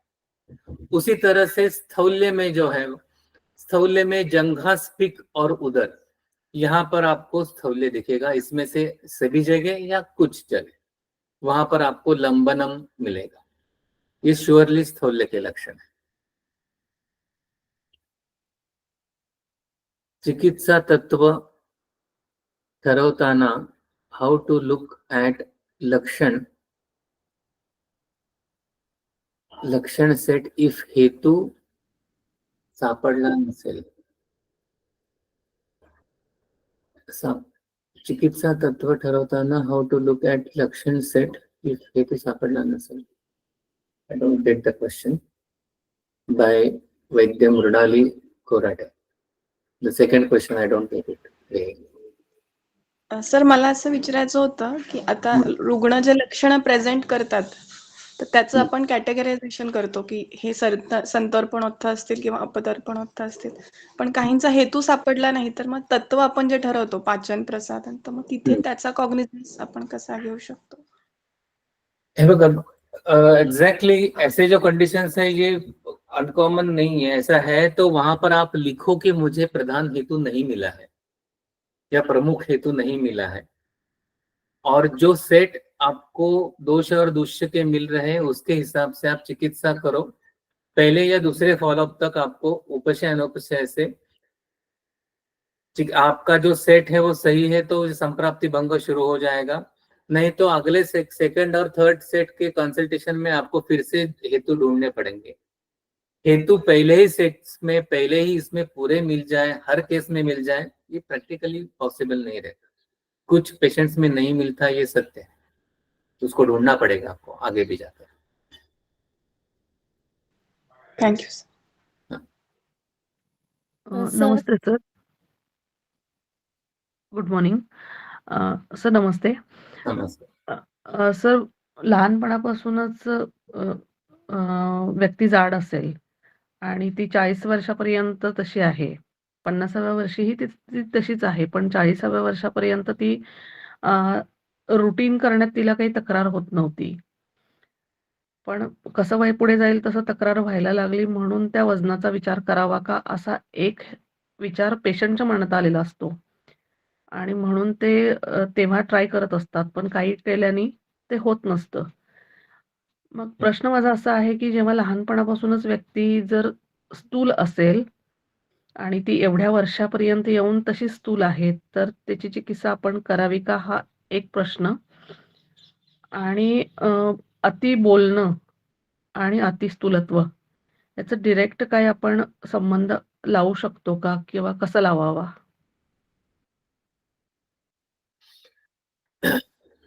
जन्म से ही स्थूल है या जन्म से ही कृश है तो उसकी हम चिकित्सा करें कि ना करें? बिल्कुल करें, करें ही।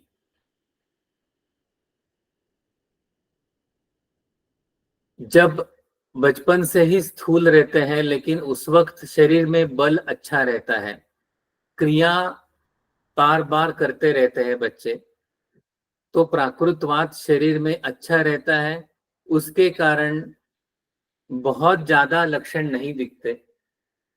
इसलिए बहुत ज्यादा चिकित्सा के लिए ऐसे व्यक्ति प्रवृत्त नहीं होते। आगे जाकर जैसे बल कम होता है वय बढ़ते वक्त या क्रिया कम होने के कारण फिर से प्राकृतवात कम हो जाता है, ऐसी स्थिति में चिकित्सा करनी पड़ती है। तो उसकी चिकित्सा करें, उसकी चिकित्सा व्यायाम के साथ करें तो ज्यादा अच्छा है। सिर्फ अन्न और औषध पर ही ध्यान देना गलत है। आहार विहार और औषध सभी जगह से चिकित्सा करना बचपन से जो स्थूल है उनके लिए बहुत आवश्यक है। इसके चिकित्सा में सफलता मिलती है कि नहीं मिलती है, इसका मैं क्राइटेरिया जो लोग रखते हैं कि वजन का इतना नंबर हो तो अच्छा है, ऐसा साइज हो तो अच्छा है, ये पार्शियल पैरामीटर्स है। These are not the complete parameters.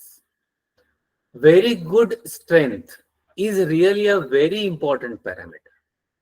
अच्छा बल रहना ये बहुत जरूरी पैरामीटर है, उस पर ध्यान रखें। पहले आप 2 किलोमीटर चल सकते थे, अभी आप 4 किलोमीटर चल सकते हो। पहले आप 1 सूर्य नमस्कार कर सकते थे, आज अभी आप 10 कर सकते हो।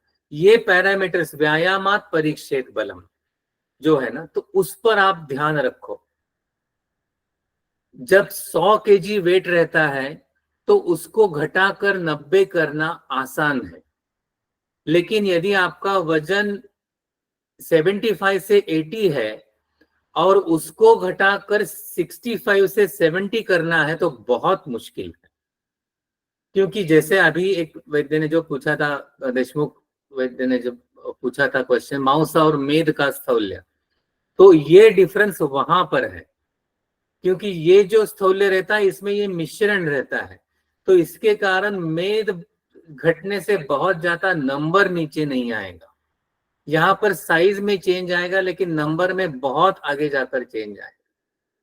यहाँ पर बहुत पेशेंस रखना पड़ेगा कि आपको 80 से यदि 70 के नीचे जाना है तो you should be very patient and reduce it very slowly. आप कंसिस्टेंट रहो, आपका वजन कम हो जाएगा और बल भी बढ़ता जाएगा। और एक दूसरा क्वेश्चन आपने जो पूछा था, हां सर.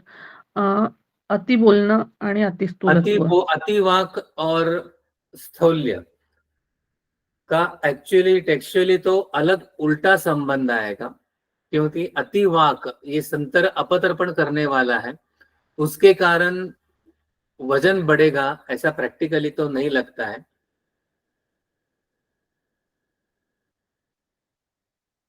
पण सर वाताची गती वाढून परत जास्त खाणं असा जो विचार म्हणजे आपण हे खूपच म्हणजे फर्स्ट इयर सेकंड इयरला जेव्हा समजून घेतो तेव्हाचा हा डायग्राम जो मनात बसलेला आहे, तर तिथल्या प्रमाणाचा हा माझा विचार आहे.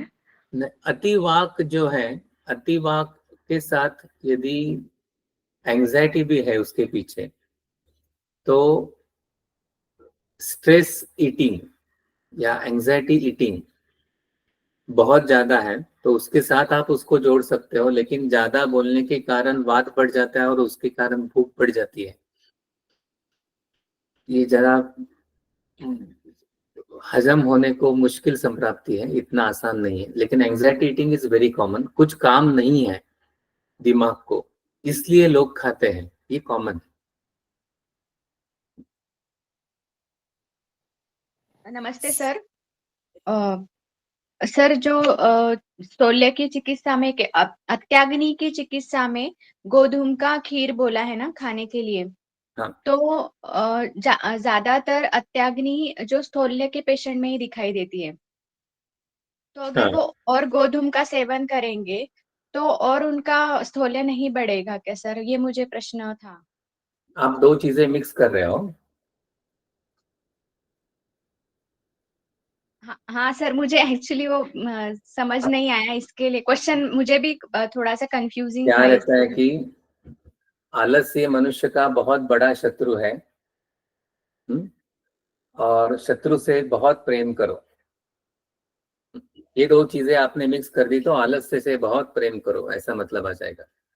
बराबर है ना? तो ऐसा नहीं है।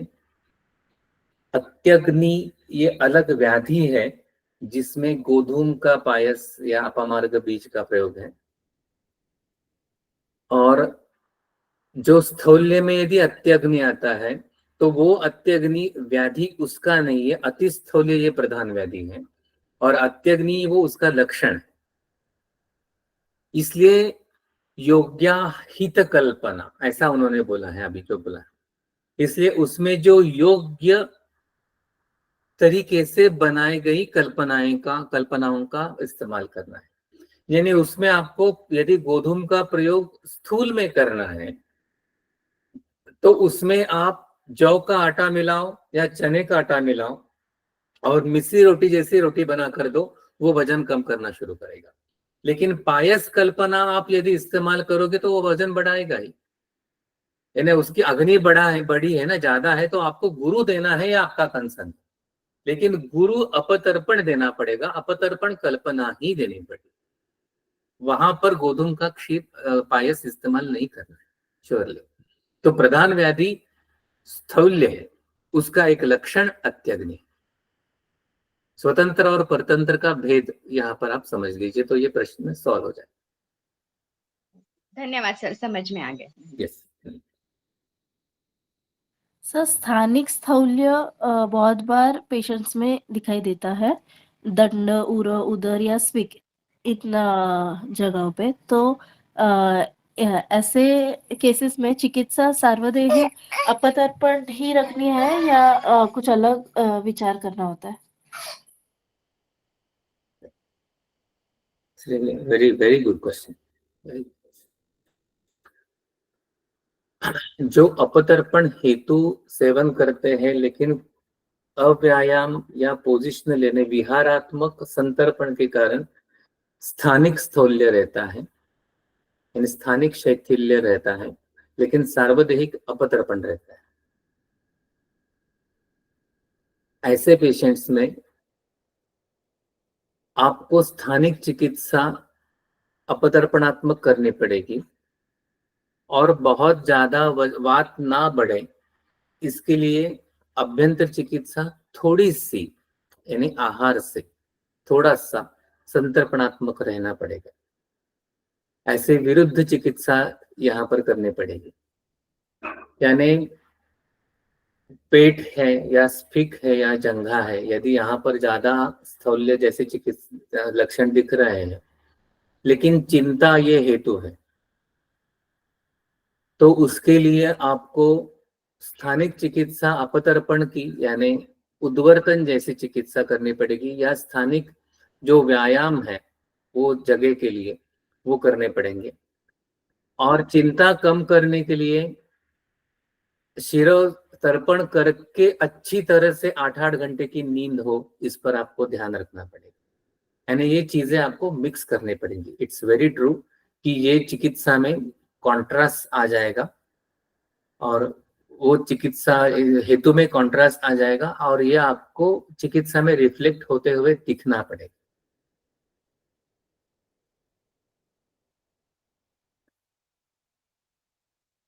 सर, अत्यादान हा जर रक्तदृष्टीचा हेतू असेल तर त्याप्रमाणे अत्यादान हे दोन्ही पेशंटमध्ये म्हणजे कृश पेशंटमध्ये पण आहे आणि स्थूल पेशंटमध्ये पण आहे असं आपण बघतो.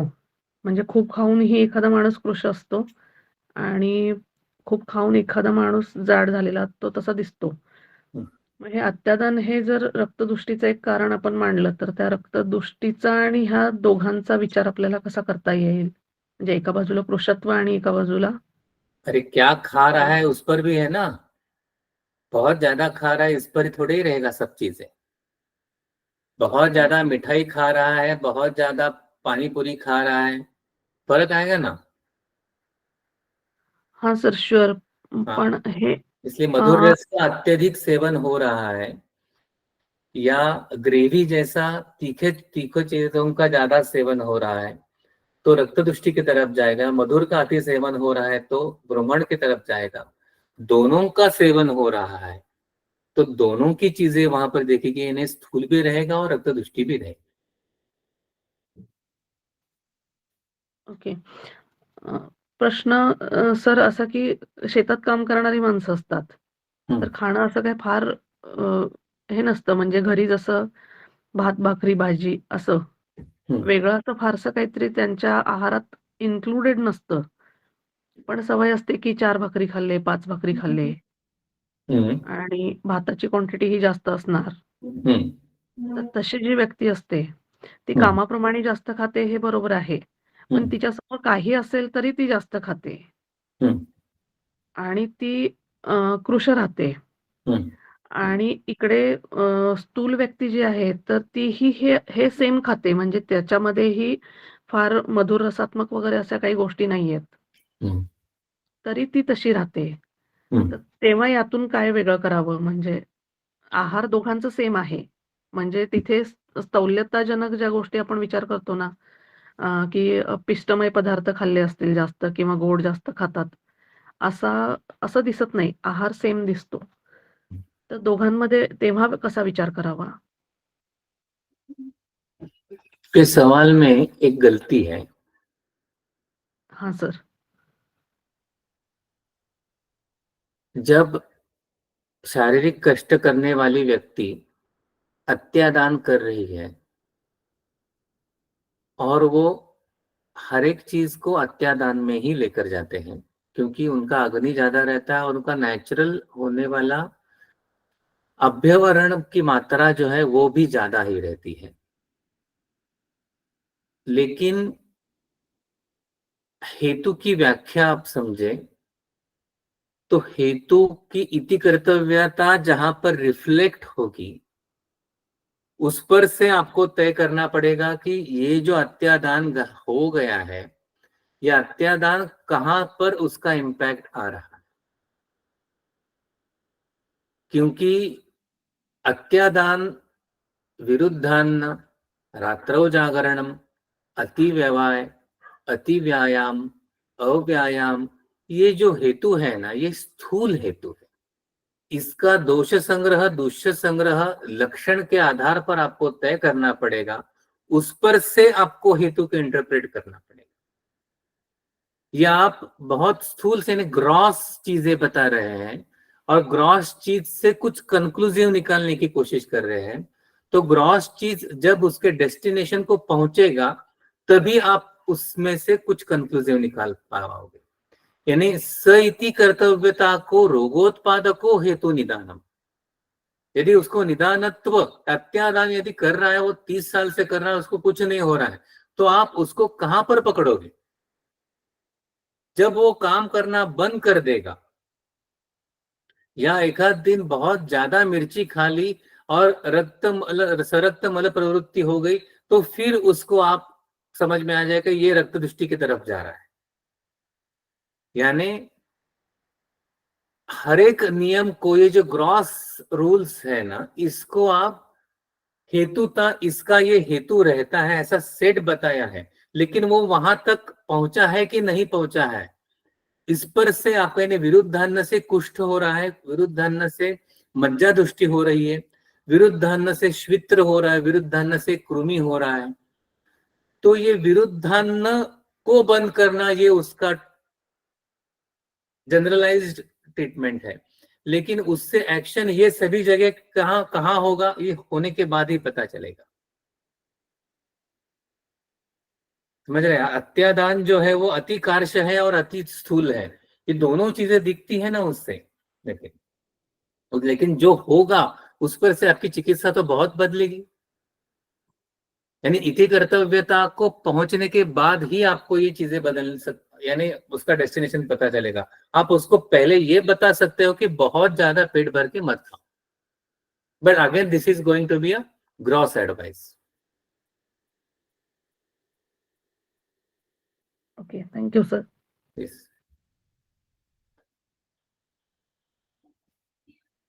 हेरिडिटरी से जो स्थूल्य देखने मिलता है उसकी ट्रीटमेंट में कुछ लिमिटेशंस आते हैं क्या? यस, आते हैं।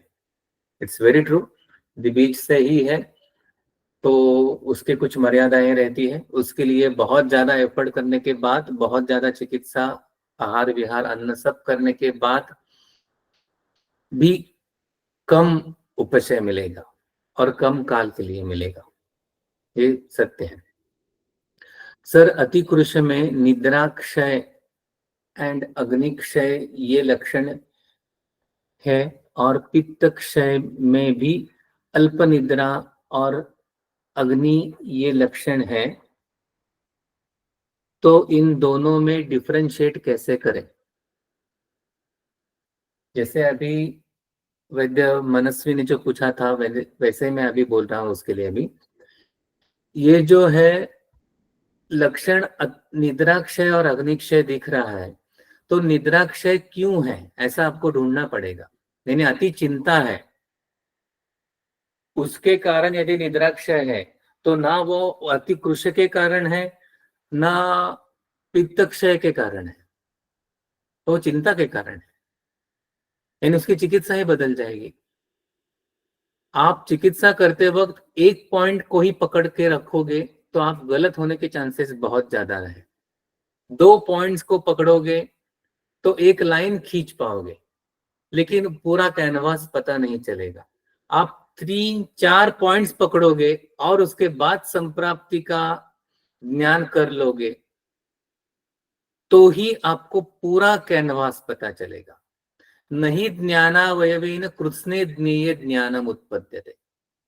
ज्ञान के एक अवयव से, यानी निद्राक्षय ये एक अवयव है, अग्निक्षय एक अवयव है, अतिकृशता एक अवयव है ज्ञान का, वैसे ही पित्तक्षय एक ज्ञान का अवयव है। एक मात्रा है सिर्फ ज्ञान की। आपको ज्ञान समुदाय से कंक्लूजन पर जाओ, एक चीज से एक चीज फिक्स करने की कोशिश मत करो। नहीं ज्ञानावयवेन कृत्स्ने ज्ञेये ज्ञानम उत्पद्यते।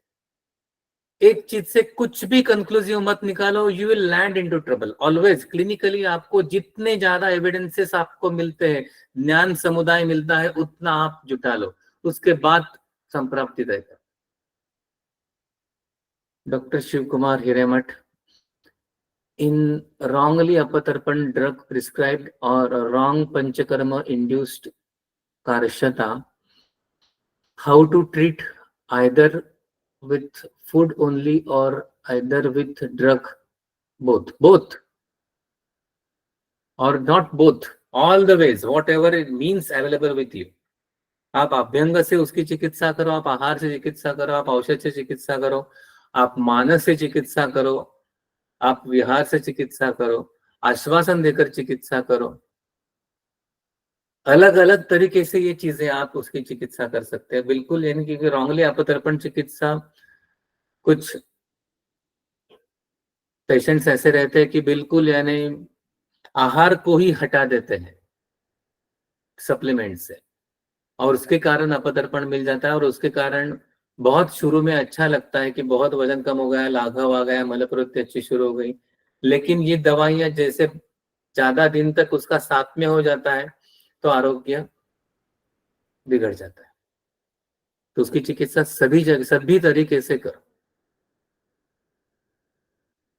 कृशता का लाइन ऑफ ट्रीटमेंट कहाँ से स्टार्ट करें फॉर नॉर्मल हॉस्टलाइट स्टूडेंट? या परफेक्ट क्वेश्चन। मैं बताता हूँ, जब मैं रामनगर में हॉस्टल में रहता था तो पहले एक बहुत बहुत इंपॉर्टेंट चीज है जो हॉस्टलाइट को फॉलो करनी पड़ेगी यदि कृशता की ट्रीटमेंट करनी है। तो वो ध्यान देते हैं कि मुझे अच्छा खाना मिले ऐसा, लेकिन टाइमिंग फॉलो करो। सबसे पहला रूटीन, बायोलॉजिकल क्लॉक इतना अच्छा सेट करो कि आप जो कुछ खाए बहुत अच्छी तरह से पच जाए। फर्स्ट बायोलॉजिकल क्लॉक, कब सोना, कब उठना, कब एक्सरसाइज करना, कब ब्रेकफास्ट, कब दोपहर का खाना, कब शाम का खाना, कब रात का खाना, सब टाइमिंग्स फिक्स रखो। सबसे इंपॉर्टेंट चीज ये है। उसके बाद कुछ ना कुछ मीठा जाना ही चाहिए।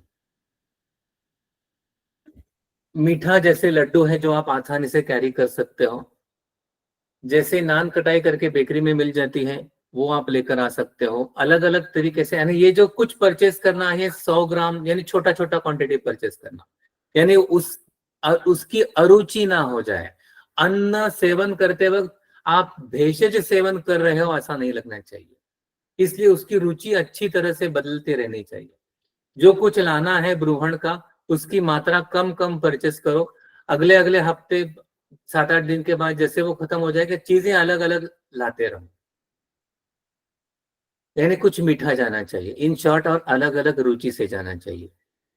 घृत का प्रयोग अच्छी तरह से करना पड़ेगा। स्नेह अभ्यंतर, यानी खाने में कम से कम 4-5 चम्मच सुबह, 4-5 चम्मच शाम को, इतना जाना चाहिए।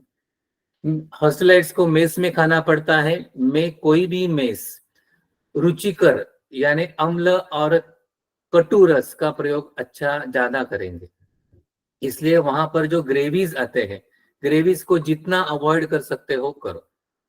यदि ग्रेवी ही ज्यादा आ रही है तो घी के साथ बिल्कुल थोड़ा सा ग्रेवी डालकर आप रोटी मसल कर खाओ।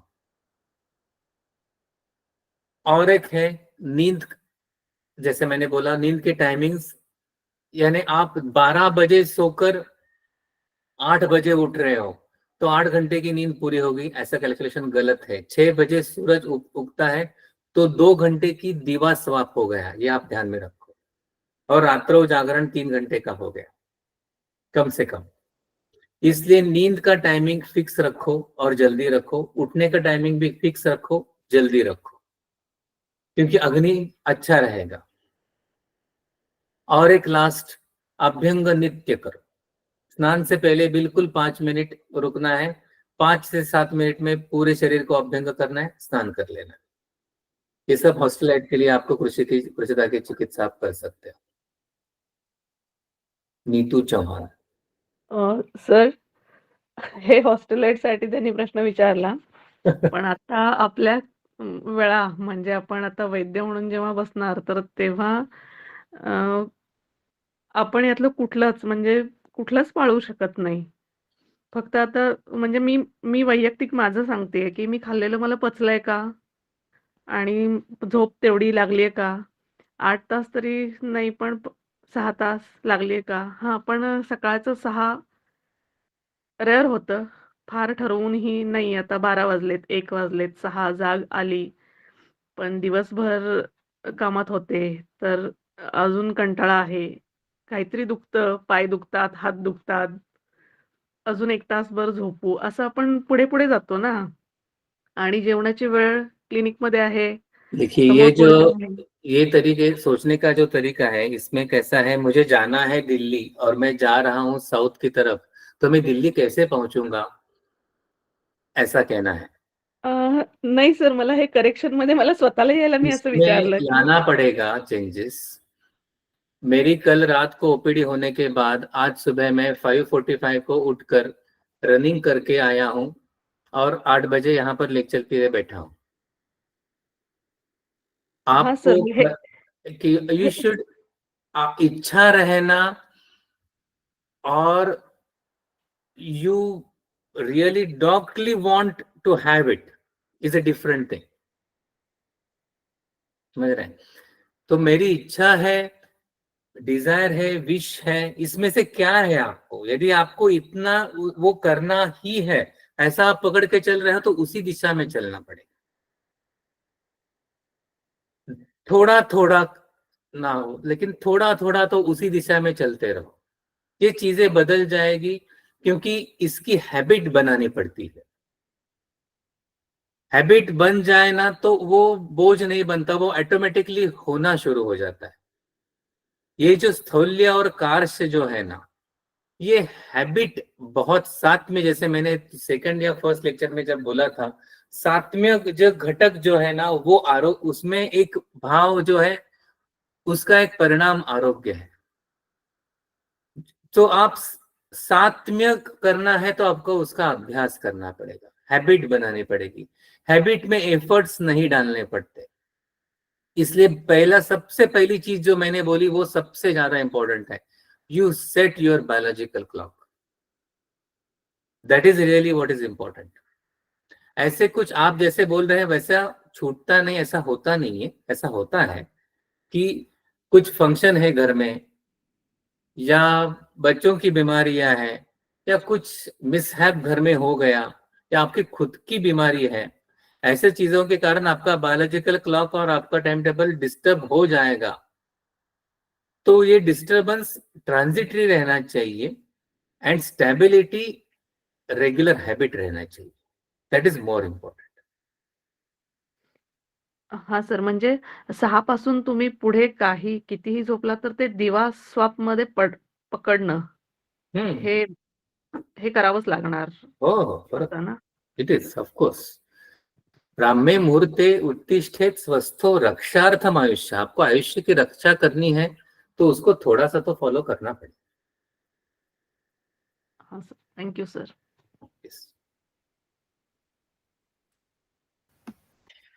सर, सुश्रुत संहितेत रसनिमित्त सांगितलं आहे कार्श स्थौल्य, त्यामध्ये काही वेगळा सिद्धांत किंवा प्रिन्सिपल फॉलो करावा लागतो का? किंवा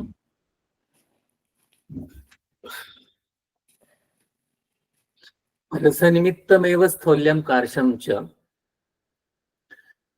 उसमें थोड़ा सा एक डिफरेंस है संप्राप्ति में, जो समझने के लिए इस्तेमाल करेंगे। जैसे मेद के वृद्धि से डायरेक्टली मेद बढ़ जाना, मेद के हेतु से मेद बढ़ जाना, और रस में अति संतर्पण होने के कारण मेद बढ़ना, इसमें रस प्रधान है, तो रस की चिकित्सा करने से मेद की चिकित्सा अपने आप होती जाएगी।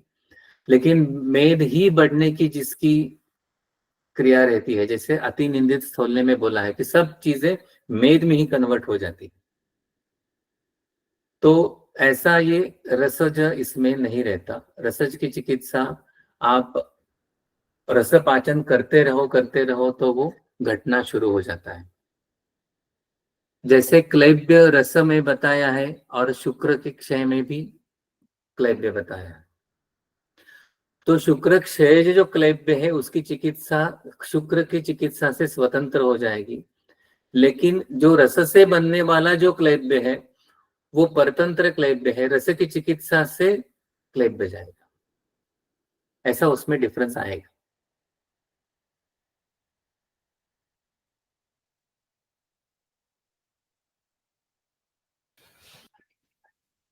Hello, thank you sir. मेरे हिसाब से सारे सवालों के sir one last question sir. स्थूलच्या चिकित्सेमध्ये जे त्यांना इंटरमिडिएट जे खायला लागतात त्याच्यामध्ये साळीच्या लाह्या सांगितल्या जातात, मग त्या आता तसं म्हणायला गेलं तर लघु आहेत, पण त्यांनी म्हणजे त्या बऱ्यापैकी सेवन केलं तरी कृशता दिसते, म्हणजे वेट लॉस होतो असं दिसतं, मग ते कसं? आणि साळीच्या लाह्या ह्या तर्पण करणाऱ्या पण आहेत, तर मग त्याचा आपण कृश व्यक्तीमध्ये मग त्याचं दुधामधून देणं वगैरे अशा प्रकारे वापर करून त्याचा म्हणजे उपयोग होऊ शकतो का असं विचार? लाजा जो रहता है, लाजा जब आपको क्षुद्बोध है तो क्षुद्बोध के वक्त आपको ज्यादा मात्रा में लाजा सेवन करते हो, उसके बाद आहार सेवन करते हो तो तृप्ति कम आहार से आ जाती है। उसके कारण जो लघु गुण है लाजा का वो ज्यादा दिखाई देगा। शुद्ध बोध के वक्त आपने लाजा सेवन किया है तो द्रव का शोषण होकर पित्त का शमन जल्दी हो जाएगा, क्योंकि वो खुद शीत भी है। इसलिए छर्दी में भी लाजा का प्रयोग इसीलिए बताया है क्योंकि वो द्रव पित्त शोषक है। इसलिए खाने के शुरू में अच्छी क्वांटिटी में लाजा का सेवन ये लघु गुण बढ़ाकर वजन कम करने के लिए अच्छी तरह से प्रयोग में जाता है। लाजा को दूध में मिलाकर थोड़ा सा गुड़, इलायची थोड़ा सा डालकर या शर्करा थोड़ा सा डालकर या शतावरी कल्प दूध और लाजा ऐसा भी बनाकर आप दे सकते हैं, जो संतर्पणात्मक बल की वृद्धि करने वाला और भार की भी वृद्धि करने वाला रहता है। लाजा में थोड़े से ड्राई फ्रूट्स डालकर, दूध डालकर, घी डालकर भी दे सकते हैं, ये भी अच्छी तरह से संतर्पण करने वाला है। इसलिए लाजा दोनों तरफ से बहुत अच्छी तरह से आप युक्तिपूर्वक इस्तेमाल कर सकते हैं।